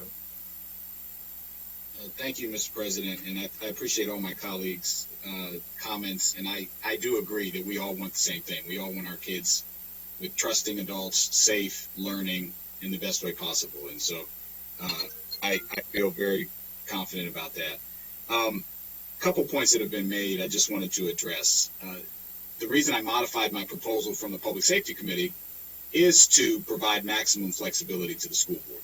And I have some of my best friends in the world on the school board that I've served with in many capacities for a number of years. And so in no way do I underestimate or devalue their role and their great responsibility. Actually, I've been very open about wanting to pay them more and give them more staff and help them do their job more easily. I do think this is a clear-cut case. Councilmember Reamer alluded to this. We control the police budget. The council has been the driver of increasing this program. And if the school system, for example, if we were to move all the money tomorrow, if they still wanted to have an MOU with the police department and use their funding to do so, they could proceed in that way. So it doesn't take any authority away from them. But it does signal that as a body, we make budgetary decisions, and those are choices. And by lapsing this program, that is going to free up next year money that we can use to invest in critical things that our students in our community and their families need. And all the things that have been mentioned around intervention and trusted adults, these are all functions that mental health professionals or people who are trained to do these things can and are doing. I think it's important to say they are doing it. One of the people I have the most respect for in the world is a gentleman named Cedric Boatman, who was the cluster security coordinator at Blair for many years and an All-American basketball player at Blair in the 70s. And the relationships, you talk about anecdotal stories. I could talk all day and night about the kids that he's impacted and helped with very difficult situations. Not a police officer, never been one. And has helped many, many students. And so it's not a question of can a police officer serve a positive role. Of course they can. Some of my best friends in life are police officers. Wayne Farrell, who was a police officer in this county for many years and whose wife's worked for the system, is the one who got me to be an AmeriCorps member and work at the Montgomery County Police Department. I think the only one on the council that's done that. So it's not about whether they can or should be nice people. It's about what is the best resource in a time where we have very, very precious resources and we have very few. I think it's also important to note the students. The last 3 student school board members, all unanimously, who are very different in their demographic, elected by the student body in different years, all oppose the SRO program and think it should be repurposed and that the money should be used elsewhere. They are working on an op-ed to say that. That should probably come out shortly. And this would give the transition plan allowed. Since we've been having this conversation, since we started this topic, the school system said, confirmed in a letter to folks, that they are not going back until at least November. And the way it's phrased, it says they will reassess in November 2020 what the plan is. And so this allows the perfect amount of time, to Councilmember Glass's point, for them to figure out what's next. And even if they want to bring this back in some form or fashion, there are still officers that can cover 1 or 2 schools, which is done. The nurses are covering a heck of a lot more. I'll tell you that. And so I think there is maximum flexibility here, and we need to send this signal now. And the last thing I'll say is to the point that was made about the PAC. The Police Advisory Commission, I look forward to them. They are very qualified. They will have a chance to weigh in on a whole range of these issues, including this issue, because the final determination of how we move forward in reimagining public safety, including our schools, will not be determined whether or not we take this action today. They will weigh in on it, but the idea that we wouldn't act on the use of force policy, for example, because the PAC hasn't chimed in, I don't think we can use that every time. We're going to get their input as we go along. I'm a big supporter of that bill, and I think they're going to have great input. But we need to move forward. And as was said by one of the nominees to that committee, or many of them, but one in particular that I'm thinking of, we have to think of the mental health and the impact after George Floyd, after Breonna Taylor, after all the things that have happened, of students coming back to school in February or March, or January, whenever it is, and having to deal with seeing police officers in the moment in time in history we are. We cannot, that is an urgent thing, and I think we need to move. And the final thing I'll say, the data is very clear on this. I've been working on this since I was a young lawyer working at the NAACP 17 years ago. The data on SROs everywhere, and there's slight variations, has been disproportionate. The data on what mental health professionals, counselors, nurses, properly trained security staff can do is also clear. And so the idea that we need more study on this, we don't. There's models out there. The school board will certainly give input on that. They have the time to do so. We need to get these savings now and make this change right now. And it's our proper role. It's a thoughtful thing to do. And I hope that colleagues will consider supporting it. Thank you, Mr. President. Thank you. Councilmember Navarro. Thank you, Mr. President. I'm not going to belabor the point. I think that it's clear that everybody has already signaled to the Board of Education that we expect something different. If we want to signal something more specific, I think the Education and Culture Committee with the Public Safety Committee can come together and delineate a model, just like we did with the health initiative for Latino community in 9 days, that we would love for them to see. But, to literally dismiss the work of the Board of Education by creating some artificial urgency when we just saw the school system saying that for the first semester they're going to be virtual, it just doesn't make any sense to me. I mean, everybody has pretty much said the same thing, that, we would like to have a different model. We would like to be able to fund a different model. We've been meeting on the CAHOOTS program and with the Sante group about some other things. So everything else has been very deliberate. And I take issue with this characterization that somehow, the council, that some members of the council are not listening to the students, and the students are going to write an op-ed, and somehow if we don't make this decision right now, we're against it. That is totally not true. For the record, I think I can count, and I think I have heard a majority of my colleagues say, because we've said this before, that we want to see something different, that we expect something different. I think our decisions that we've made have signaled very clearly that we're making a lot of changes.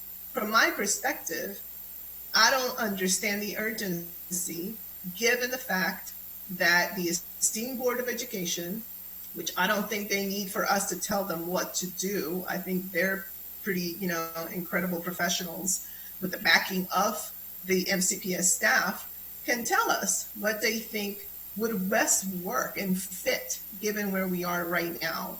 And we can then take that information and we can make decisions. But to make a decision like this when, I haven't seen the report about how much of these positions are lapsed, can we actually make decisions like this? Are we firing people? There's just a lot. And there is no urgency because there is a process going on right now, which is so significant that will yield a completely new model. I think that's an amazing thing for our county. So again, I just want to be on record because, there's just this rush for sound bites. I want to be on record that I absolutely expect for there to be something different that we can all look at, that we can fund, just like we have already made a lot of decisions in a deliberate way to move ourselves into a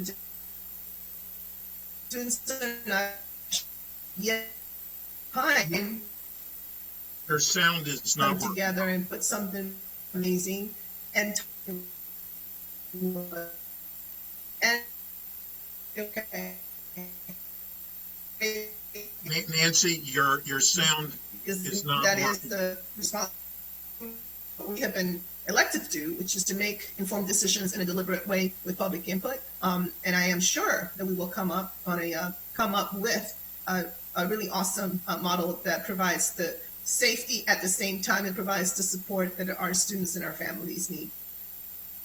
Thank you very much. For a moment, it looked like you were going to pull a Craig Rice, but you didn't. Yeah. I was worried about that. Next is Councilmember Friedson, please. Yeah, Councilmember Navarro nearly pulled a Craig Rice, who pulled a Councilmember Reamer. So that's right. That's right.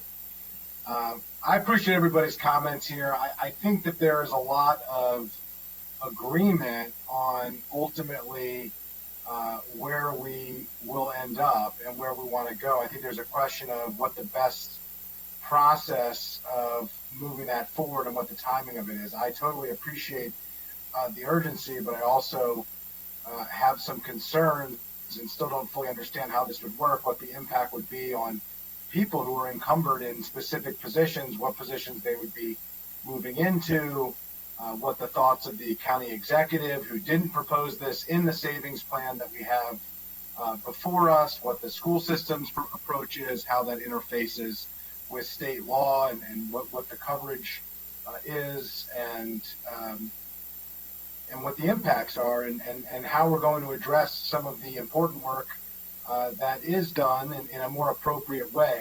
I think that there is an answer to all of those questions.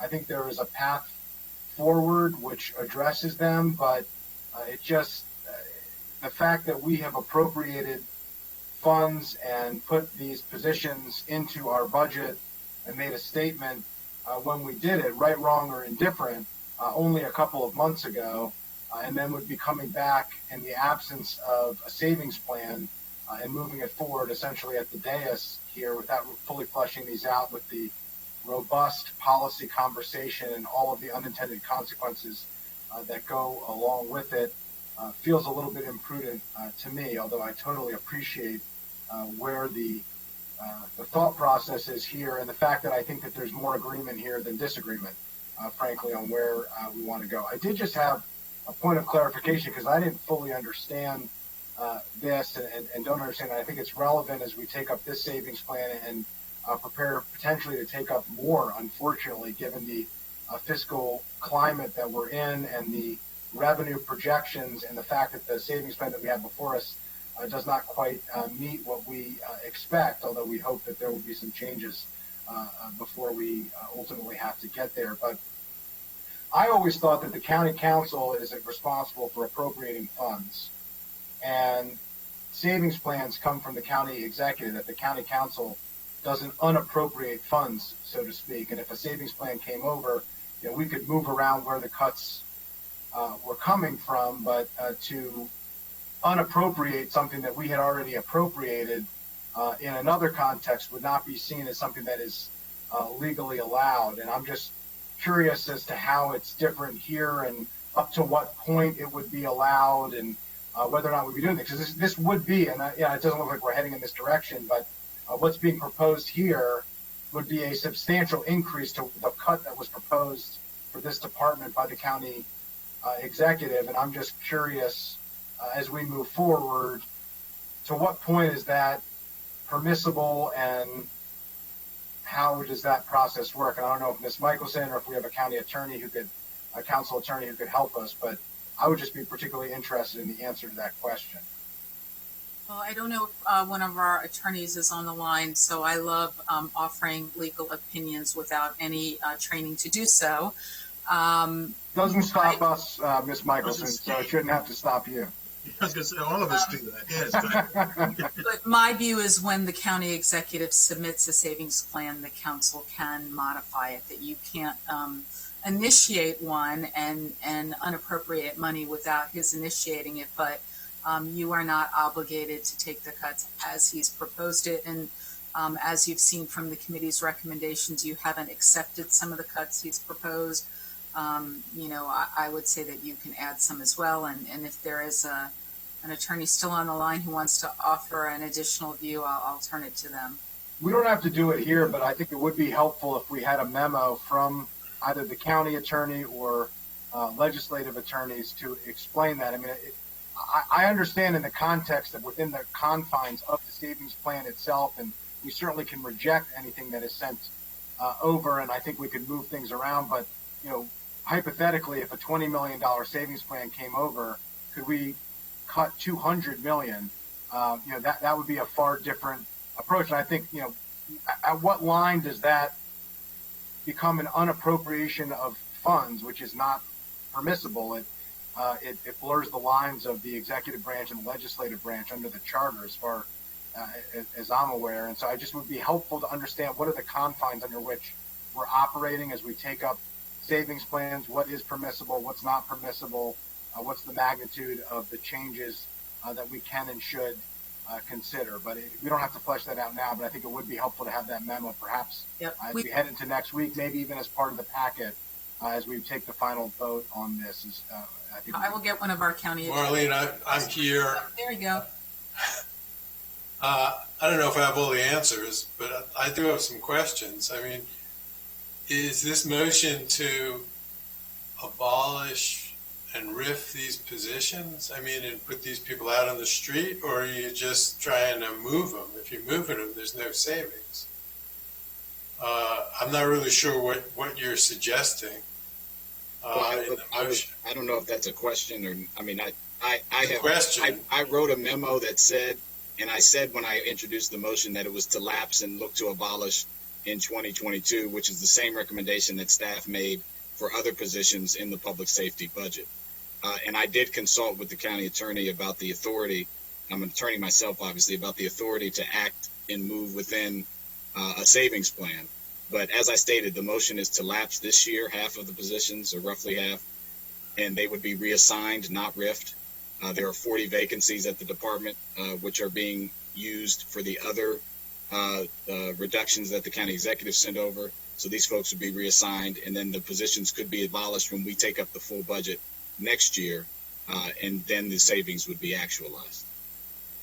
But there would be no savings this year. Just to clarify, there are some operational savings this year, though. I wasn't questioning the specific action here. I was just raising the broader question because it raised an issue and a question for me. And I think we are going to be dealing with broader issues and broader questions. And I think it's important to set expectations as well for residents of what we can and can't do, and what the confines are of what we're doing. So perhaps we can Well, get that we'll put memo, together. Mr. Drummer, and I don't have to have the full-fledged discussion here, but I think it would be helpful to describe. And I'll just close by saying, I really do think that we need the county executive, we need the police chief, we need the school system.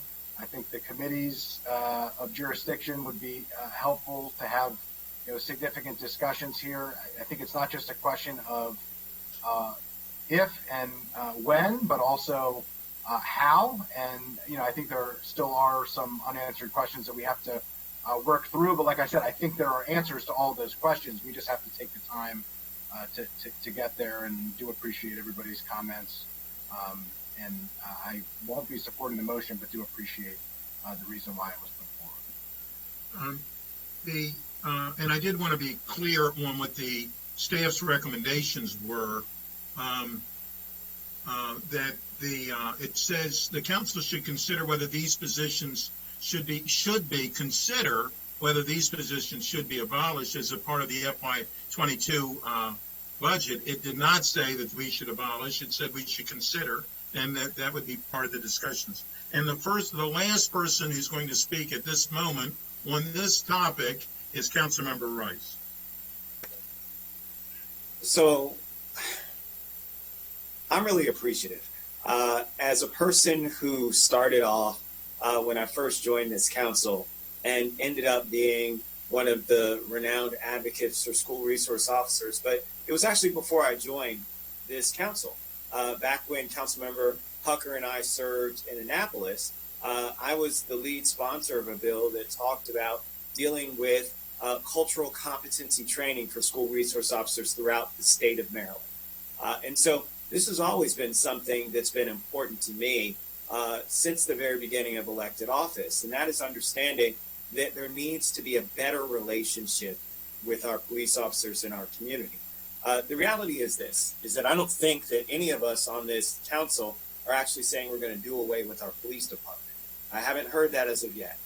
And so because of that, my thought is, what kind of a better way can we establish a positive working relationship between our young people and our police department than having positive interactions? Now, I certainly understand there are concerns about what those interactions may be. And so we have to be very forthright in terms of how it is we're going to structure those interactions. We have to make sure that they're very, very positive. We have to make sure that they're constrained in terms of the ability for them to go south and go bad, all of those kinds of things. So that truly means that we're going to re-envision our school resource officer program. There's no way in which we can continue it the way it is right now and still in true fidelity hold up to those sorts of standards. So again, as I told Councilmember Joando in text messages and on the phone as we talk, I'm ready and willing to roll up my sleeves and work with anyone who really wants to see a re-envisioning of our school resource officer program and how we can make it better for our students. I will just say this. There is a silent group out there, a lot of parents and children who believe in our school resource officer program who are also an important part of this mix. I truly respect every one of our 3 SMOBs. There's no question about it. But we have 163,000 students in Montgomery County Public Schools, not 3. And so let me just be very clear, and their voices matter. And just as we as elected officials are responsible for reaching out to all of them and asking our constituents what they want and what they need and what they see, I would encourage our student members of the board to do that. In fact, I had a conversation with our former county council member for a day and Nick Asante, the new incoming school student member of the board, about this particular subject. I will tell you that it's just very interesting. In different conversations, you're going to come away with different takeaways. And I certainly understand that. Every conversation is different. Every context is different. But let me just say this at the end of the day. I think that, again, us working with the school board, us working with stakeholders, can really come up with a re-envisioned, reimagined program that delivers on what Councilmember Reamer talked about. I mean, it was very interesting because as Councilmember Reamer was talking, I was thinking to myself, that's exactly what we need to do. But it doesn't mean that we abolish the program. It just means that we redevelop it. I mean, there's nothing, you don't have to abolish something to change it, right? You can actually just change it. And so let's change it. Let's work together, all of us, because we've all said we want to see it change. We want to see something that works for our students. We want to see something that supports safety in our schools. We want to see something that's respectful of the concerns that many people have in our school system about having a officer in an all-black uniform and gun walking up and down the hallways. We all get all of that. No one doesn't understand that. There's a way in which we can work together to a compromise, and I look forward to working with you guys to make that happen. So thank you, Mr. President. Thank you. Councilmember Jawando. Thank you, Mr. President. I'll be very brief.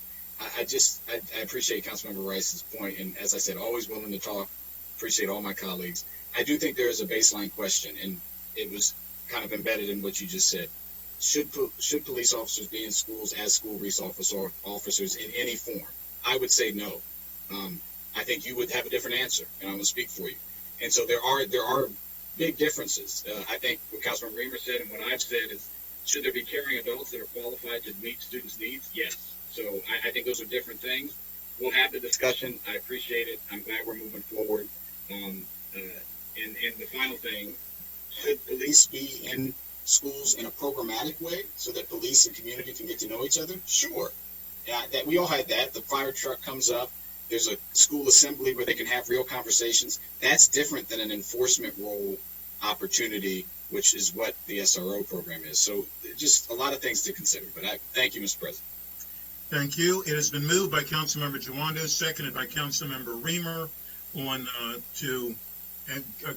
Jawando, did you want to restate what your actual amendment? It seems like forever ago. Sure. To lapse 12 of the 23 active SROs in this budget and look to abolish in the FY22 budget. Oh, thank you. All those in favor of the amendment, please raise your hand. And it is Councilmember Vice President Hucker, Councilmember Reamer, Councilmember Jawando, Councilmember Glass. All those opposed to the amendment, please raise your hand. It is Councilmember Friedson, Councilmember Rice, Councilmember Navarro, Councilmember Albernaz, and Councilmember Katz. The motion fails 5-4. Thank you very much. Moving right along, this one actually should be fairly fast, let me just say. The council sitting as Board of Health.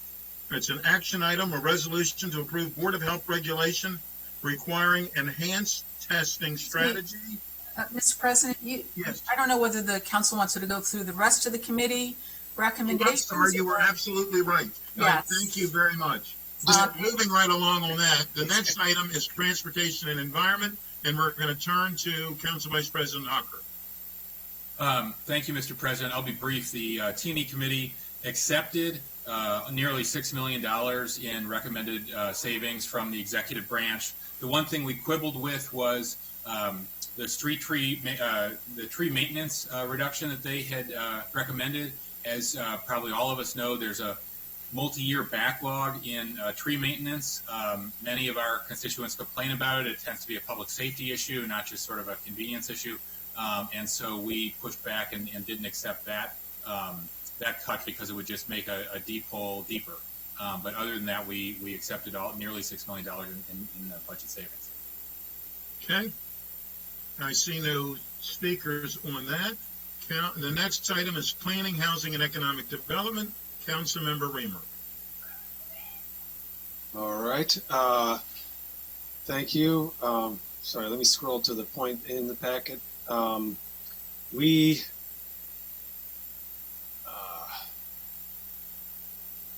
of page 2. Am I in the right packet?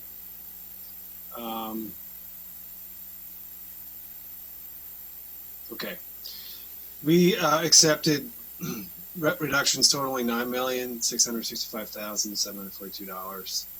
A quick summary would be that the lion's share of the funding is coming from park and planning.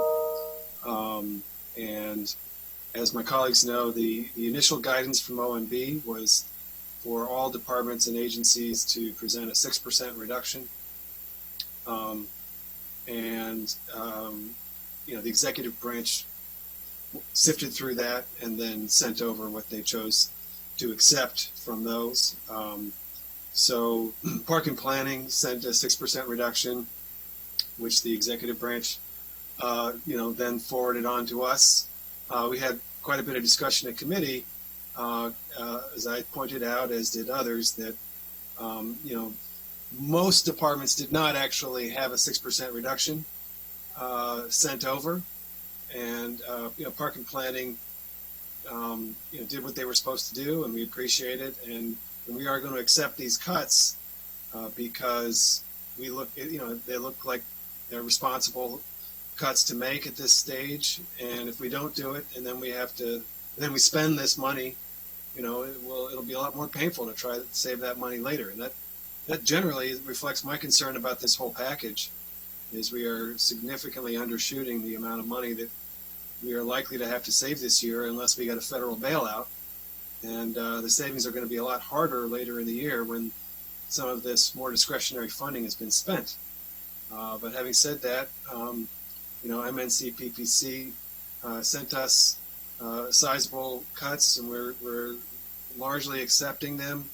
And had a good conversation or exchange with OMB Director Madaleno, and he acknowledges, that indeed, Park Planning has, by essentially fulfilling a 6% cut, they should not be at the front of the line if there are additional reductions that are needed, if there are additional savings plans, that there are other departments or agencies that should, have to pony up the 6% first. So I think that's a good and welcome understanding. Having said that, with HOC, we kind of came up with a little bit of a workaround. We're going to be able to hopefully find some CARES Act funding to, I don't know if you can hear my screaming 9-year-old or not, but we can. Okay. We're going to find some CARES Act funding to make up some of this difference rather than having to have HOC cut it. With Park and Planning, we trimmed the cut. There was some funding for non-native invasive plant and bioretention and hazardous tree removal, and we just felt like, we understood the recommendation. If we did cut that funding, we'd end up spending more money later. So that was a reduction of $183,000 in reductions. And then on the recreation department, there's a lot of acknowledgement that programming is not happening, and so there were savings that could be found there. But we're going to keep following that along, and we'll return to it later in the fall. So those are the Fed Committee's recommendations. I believe they were all unanimous recommendations of the committee. Thank you. Next is Government Operations. Councilmember Navarro. Thank you, Mr. President. So the Government Operations Committee met, and we did approve reductions totaling $7,184,058. The committee concurred with all of the executive's recommended reductions, with one exception. The reduction that was recommended for the Office of Intergovernmental Relations, OIR, impact on a contract to assist in retaining large federal leases in the county. The committee believes that it is prudent to reserve a portion of that contract in FY21 because of the economic situation due to COVID-19. The contract expires in early FY21, and OIR plans to renegotiate the contract based on an hourly rate. So we recommended reducing the contract by $28,186 instead of $68,186, therefore retaining $40,000 for this purpose. And that was important for us because recognizing that OIR plays a very important role in this particular instance, given all of our federal presence, we felt that it was important to at least leave a little bit of money, given that post-COVID-19 recovery might require even more attention paid and more work with this kind of federal leases. So that was what we thought should happen. Also, approximately 41.5% of the recommended savings is from operating expenses. Most of the recommended reductions for operating expenses are accrued through the county's remote work policy. The remaining 58.5% in recommended reduction is to personnel costs. Most recommended reductions for personnel costs are accrued through lapse by holding positions vacant longer in FY21 than originally anticipated. So I think that is pretty much what you can expect from government operations, because the whole issue of teleworking and just lapse positions, etc. It figures prominently in the savings plan, but that was the only exception, and it was a very minor piece. But we felt it would be important to maintain that contract because it could be very helpful to us post COVID-19 recovery. That's it, Mr. President. Thank you. Next is Education and Culture, Councilmember Rice. Well, thank you very much, Mr. President, and I'm going to be quick. The Education and Culture Committee recommended reductions totaling $6.314 million, and the committee supported the executive's recommendation reductions for both Montgomery College and our libraries. Certainly, there was some extensive discussion around the challenges that Montgomery College is facing right now. And I really want to thank the county executive for actually making the statement about working with Montgomery County Public Schools system leadership, understanding that it's premature at this point, not having a true grasp of what our iteration for the fall is going to look like, and there'll be more coming to that this evening. But in light of that, certainly there are a lot of discussion points that are out there surrounding what cost savings could be as well as cost expenditures. Keep in mind that when we really start to re-envision what our schools will look like for this fall in some sort of blended model or with completely virtual model, some of those things are actually more expensive, even though we do enact some cost savings regarding our school buses. So the same thing applies to Montgomery College, and I really want to thank them for always being a partner with us in this. Montgomery College acknowledged and accepted every single one of the county executive's reductions. And so, again, they are to be lauded for their efforts. Certainly it was troubling, and Councilmember Juando, who is our lead for libraries, ran us through the discussion with our library system and some of the challenges faced there, but understanding that mainly through lapse, they'll be able to manage some of their cuts. That is beneficial, as we know that libraries continue to be a resource now online and virtually for many folks, and that still requires money. And still requires folks to actually service and support our community. And so with that, that's our recommendation, sir. Thank you very much. Next is Health and Human Services, Councilmember Albornoz. Thank you. I want to begin by acknowledging and appreciating the county executive not having HHS target a 6% reduction, but rather 2% reduction, to acknowledge how HHS has been on the front lines, both fighting the pandemic and addressing all of the issues related to that.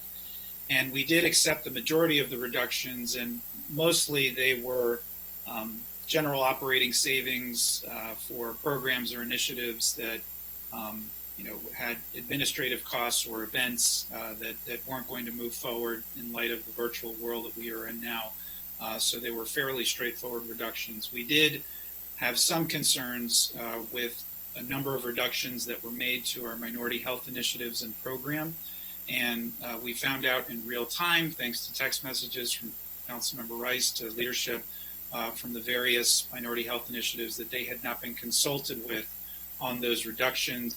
And so we deferred decision on whether or not to accept those reductions until the minority health initiatives and program formally had an opportunity to weigh in and react to those reductions. And we made the broader point that particularly for key stakeholders like these initiatives and program, they are every bit as much as county government in terms of our carrying out of programs and services. And as we know, through the Latino Health Initiative and the African American Health Program and the Asian American Health Initiative, there has been tremendous work done by those various organizations. And so we wanted to give them an opportunity to weigh in on those possible reductions, acknowledging that there are no great options, and also acknowledging it's challenging, and I can speak about this in the first person, about going through a budget reduction process with too many cooks in the kitchen. But in this specific instance, I think it was reasonable to reach out to those initiatives. So I'm not sure if we have heard back, Ms. McMillan, from those various organizations on those specific reductions, but that was the reason why we did not accept the county executive's recommendation. And then there was one other specific line item for in-person translation services out of the Office of Community Affairs. The justification for the reduction was that we could potentially access those funds through CARES funding. But as we pointed out in the committee, CARES funding runs out on December 1st, and there will still need to be extensive translation services offered throughout the end of the year. And so to put the department in the best possible position to address those translation challenges, we chose not to accept that specific recommendation. And then with regards to the Office of Human Rights, there was a little bit of a switch in terms of the reduction that was made. The county executive proposed a lapse of one of the positions that we added to their budget for several months to squeeze out some savings, but acknowledging all of the incredibly important policies that we have advanced that the Office of Human Rights is responsible for administering, we felt strongly that if anything, they're understaffed, and certainly the positions that we've been able to add need to be added as quickly as possible. So we did not accept that reduction, but the Office of Human Rights offered an alternative reduction. And as we all know, the incredible picnic that they produce annually in the community is likely not going to move forward. And so there were some savings to be gained from events not being held. And that's where the modest savings that the Office of Human Rights put forward came from.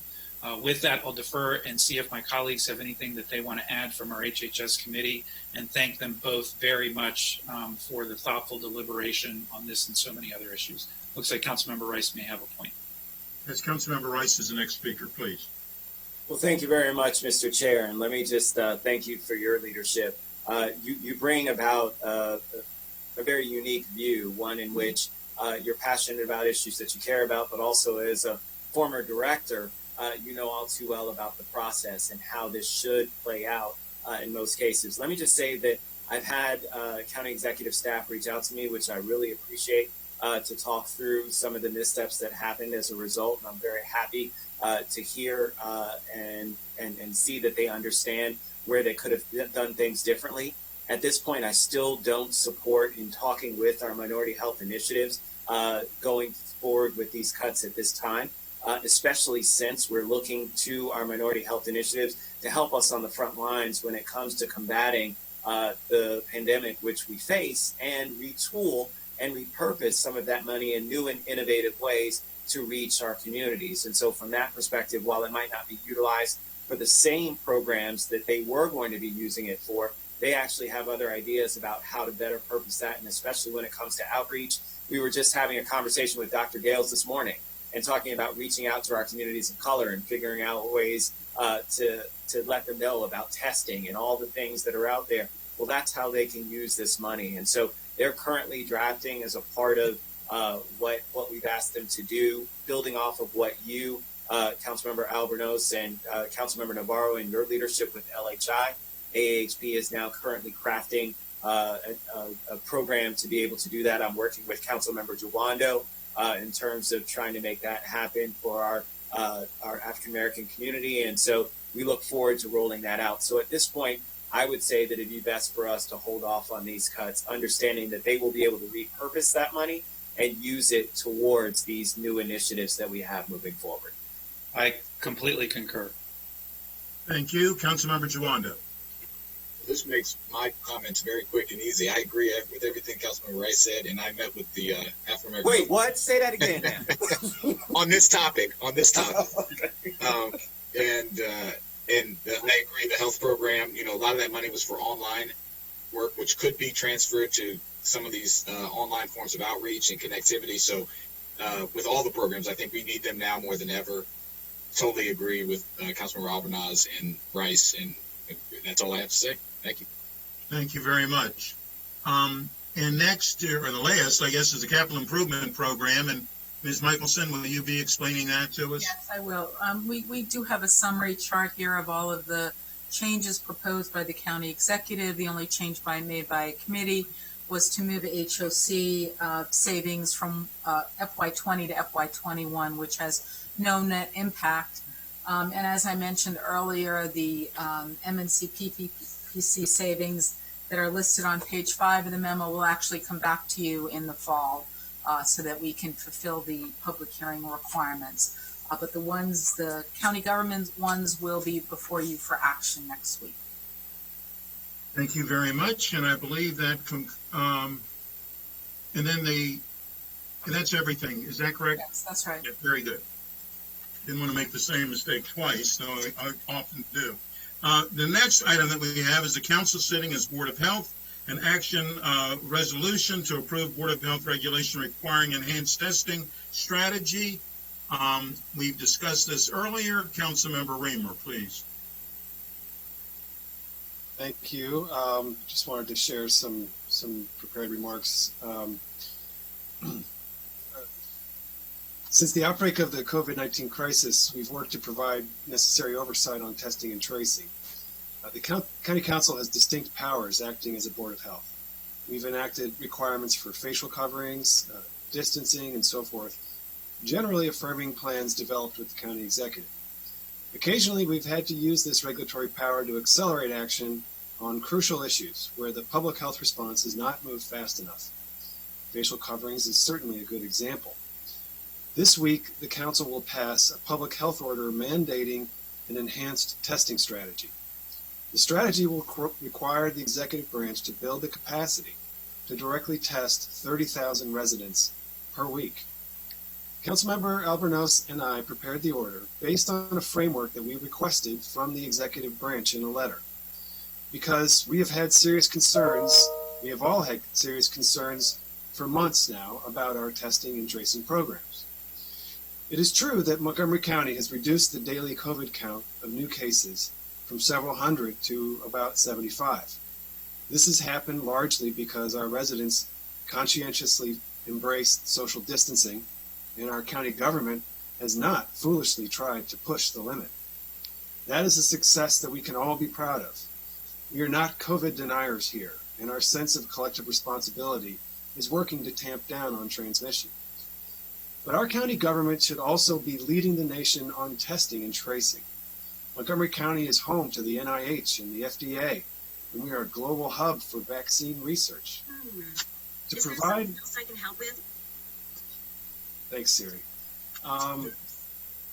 To provide that level of effective response, we have been pushing for an expanded testing and tracing strategy for months. In May, the executive's team indicated it was prepared to provide as many as 20,000 tests per week through county programs. We still haven't gotten there, not by a long shot, due to a lack of logistical organization. We've also heard from residents experiencing challenges resulting from not having adequate test sites, not having them in walking distance, not having online scheduling for tests, not having culturally competent outreach conducted with community partners, and more.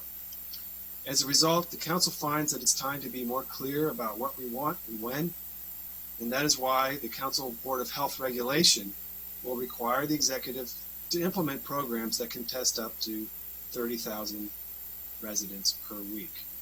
This virus is not going to go away soon, and in fact, its raging transmission in large states outside of the area could very well send sparks back here to the Washington region, and we need to be prepared this time.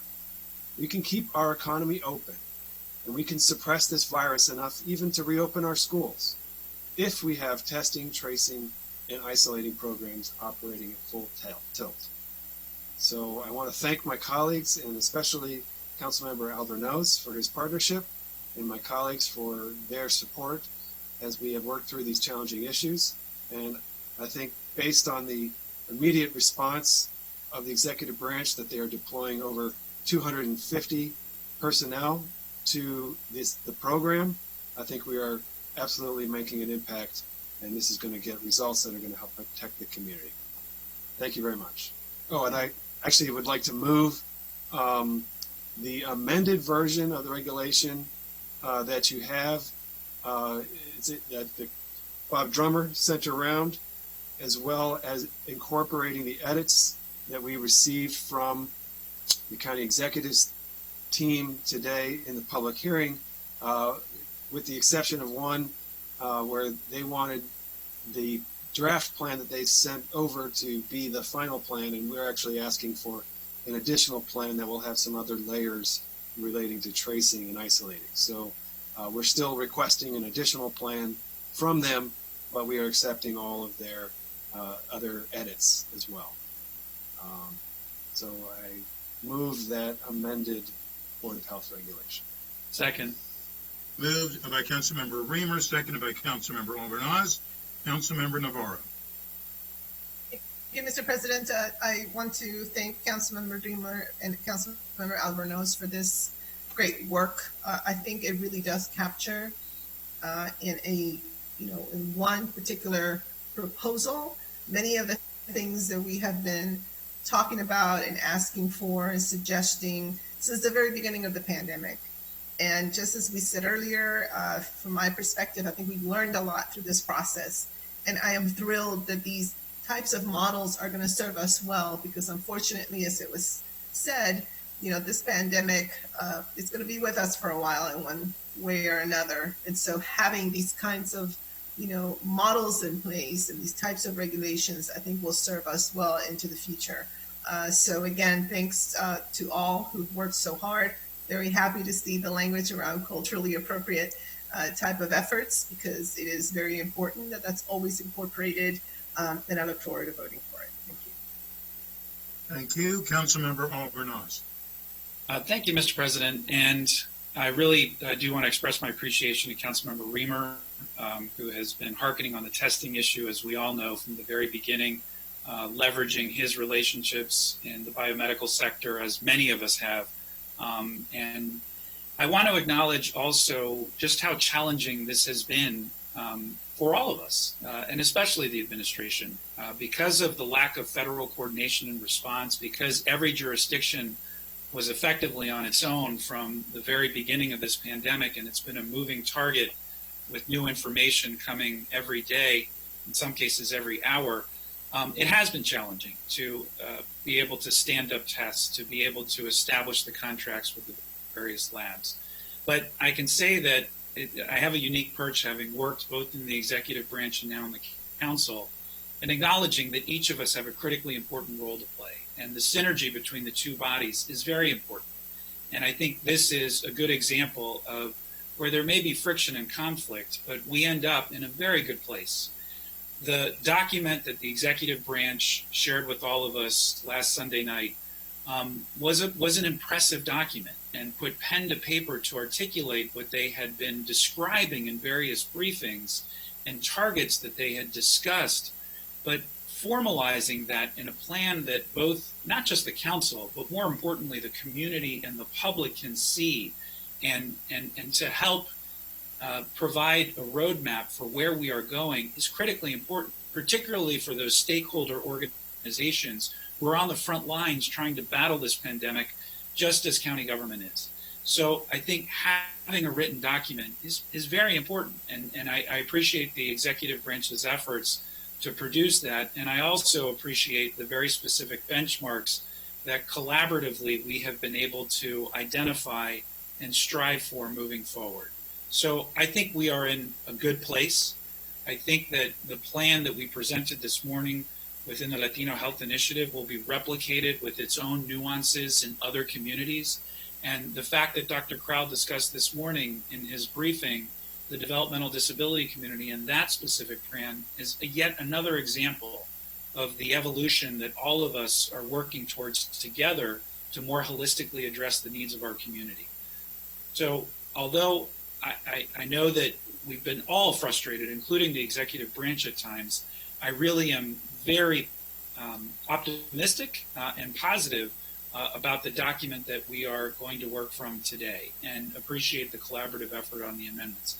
I do want to make one comment regarding the county executive, or the executive branch's comments to the proposal, and that was that the comment that the council has only appropriated $20 million out of the CARES funding. I want to remind all of us that the executive branch very much has the authority to put forward funding with regards to testing, and we have been asking at every briefing what the executive branch needs to be able to stand up testing, to be able to stand up contact tracing. And that was the first time I've seen that specific to testing, at least in writing, that there was a feeling we needed more resources. If that's the case, and I'm sure it is, then let's work collaboratively on figuring out exactly what that number should be.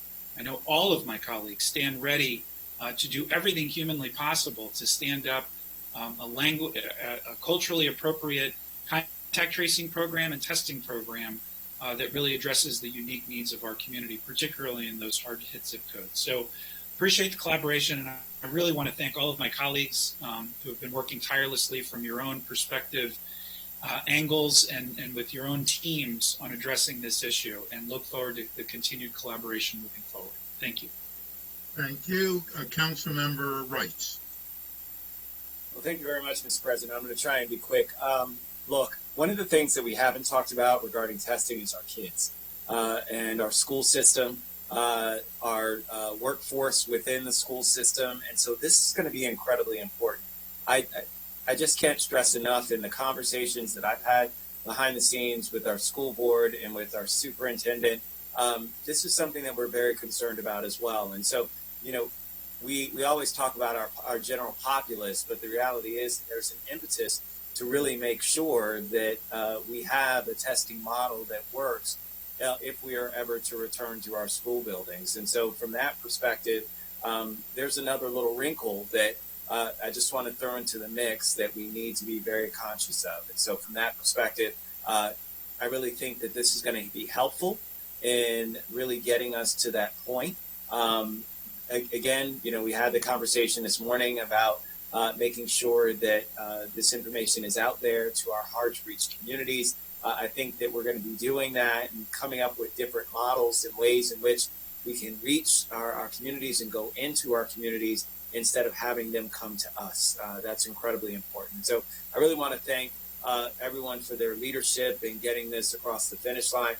This is going to be incredibly important to us trying to get back to some semblance of normal. So thank you. Thank you very much. Mr. Drummer.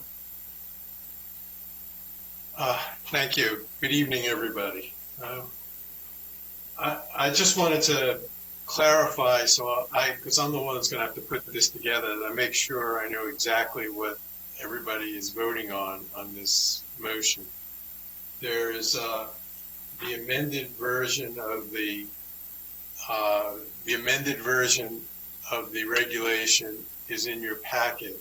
There was one change that came around late after the packet was added, which on action paragraph 5, it said the executive should include a plan to operate the number of tests necessary to conduct at least 20,000 tests each week.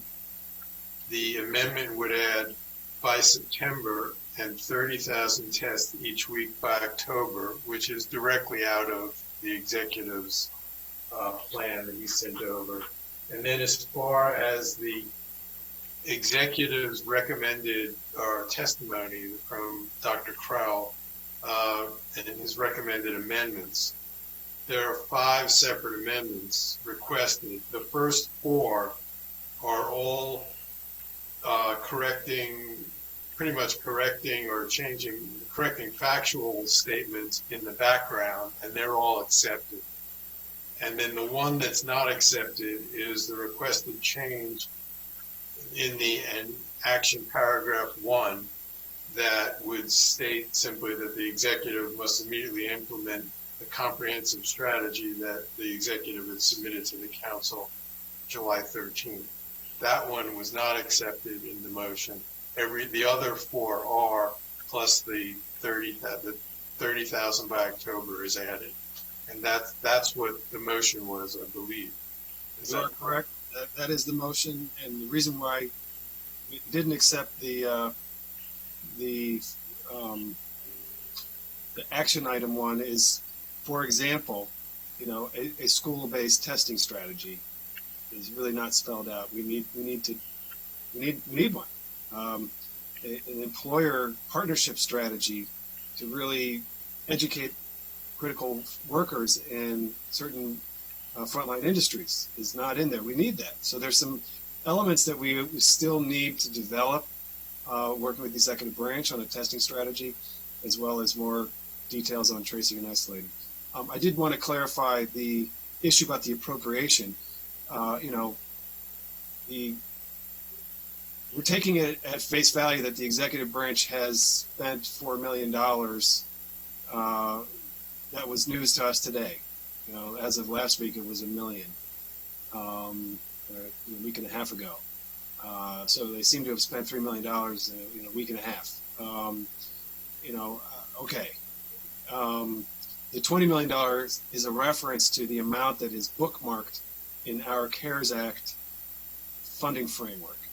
I'm not sure that we have appropriated that money, but we have all said that's Marlene, have we appropriated $20 million for testing, or is that is what we have identified and frankly, that comes from the executive branch, not from the council.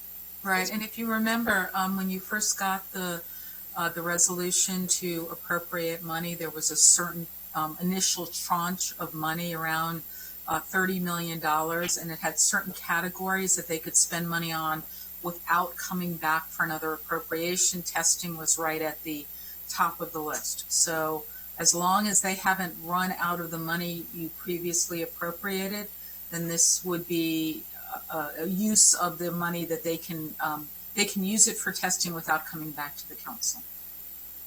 Sure. I mean, my point is the executive branch is the one that put the $20 million number forward.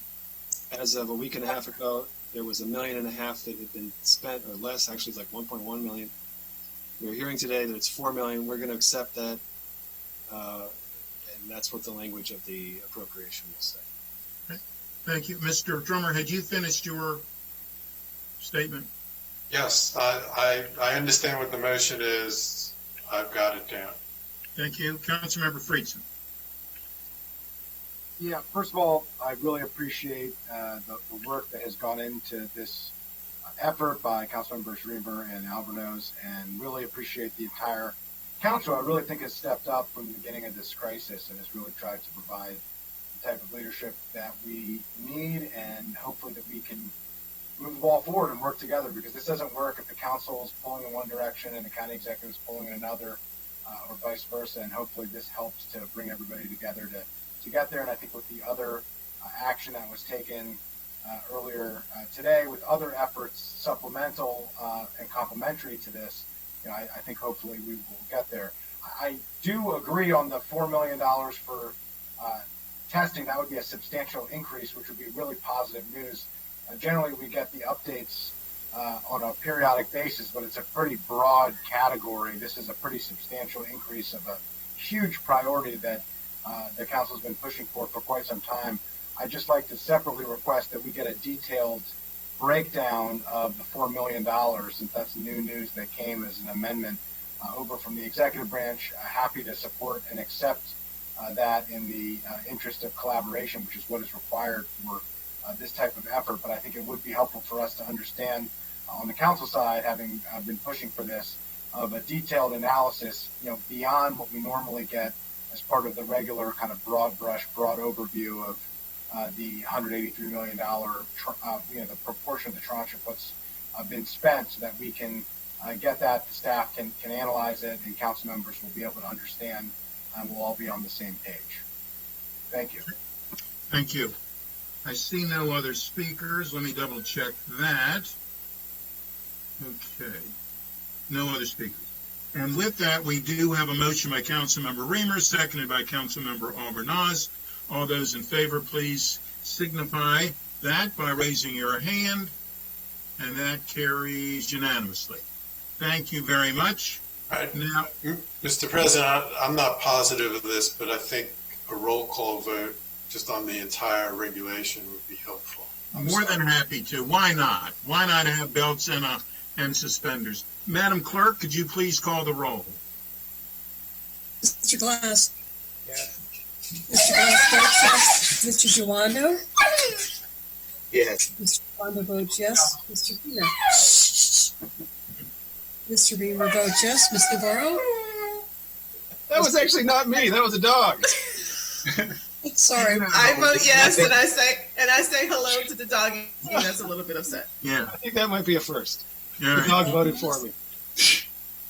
All right. And I'm sorry, Madam Clerk, wherever you were, please. Mr. Albornoz. Yeah. Yes. Mr. Albornoz votes yes. Mr. Rice. Yes. Mr. Rice votes yes. Mr. Friedson. Yes. Mr. Friedson votes yes. Mr. Hucker. Yes. Mr. Hucker votes yes. Mr. Katz. Yes. And I guess that makes it 10-0 if your dog was voting with us, Councilmember Reed. I think it was a good imitation. Well, thank you very much. That passes unanimously. And with that, we're going to adjourn now. I don't want the council to feel too lonely because we get to come back in about an hour and a half for our public hearing for 2 items this evening. That starts at 7:30. Thank you all for being with us. We will see each other at 7:30. Thank I'm you. just barely old enough to remember when this meeting started. Yeah, and See everybody soon.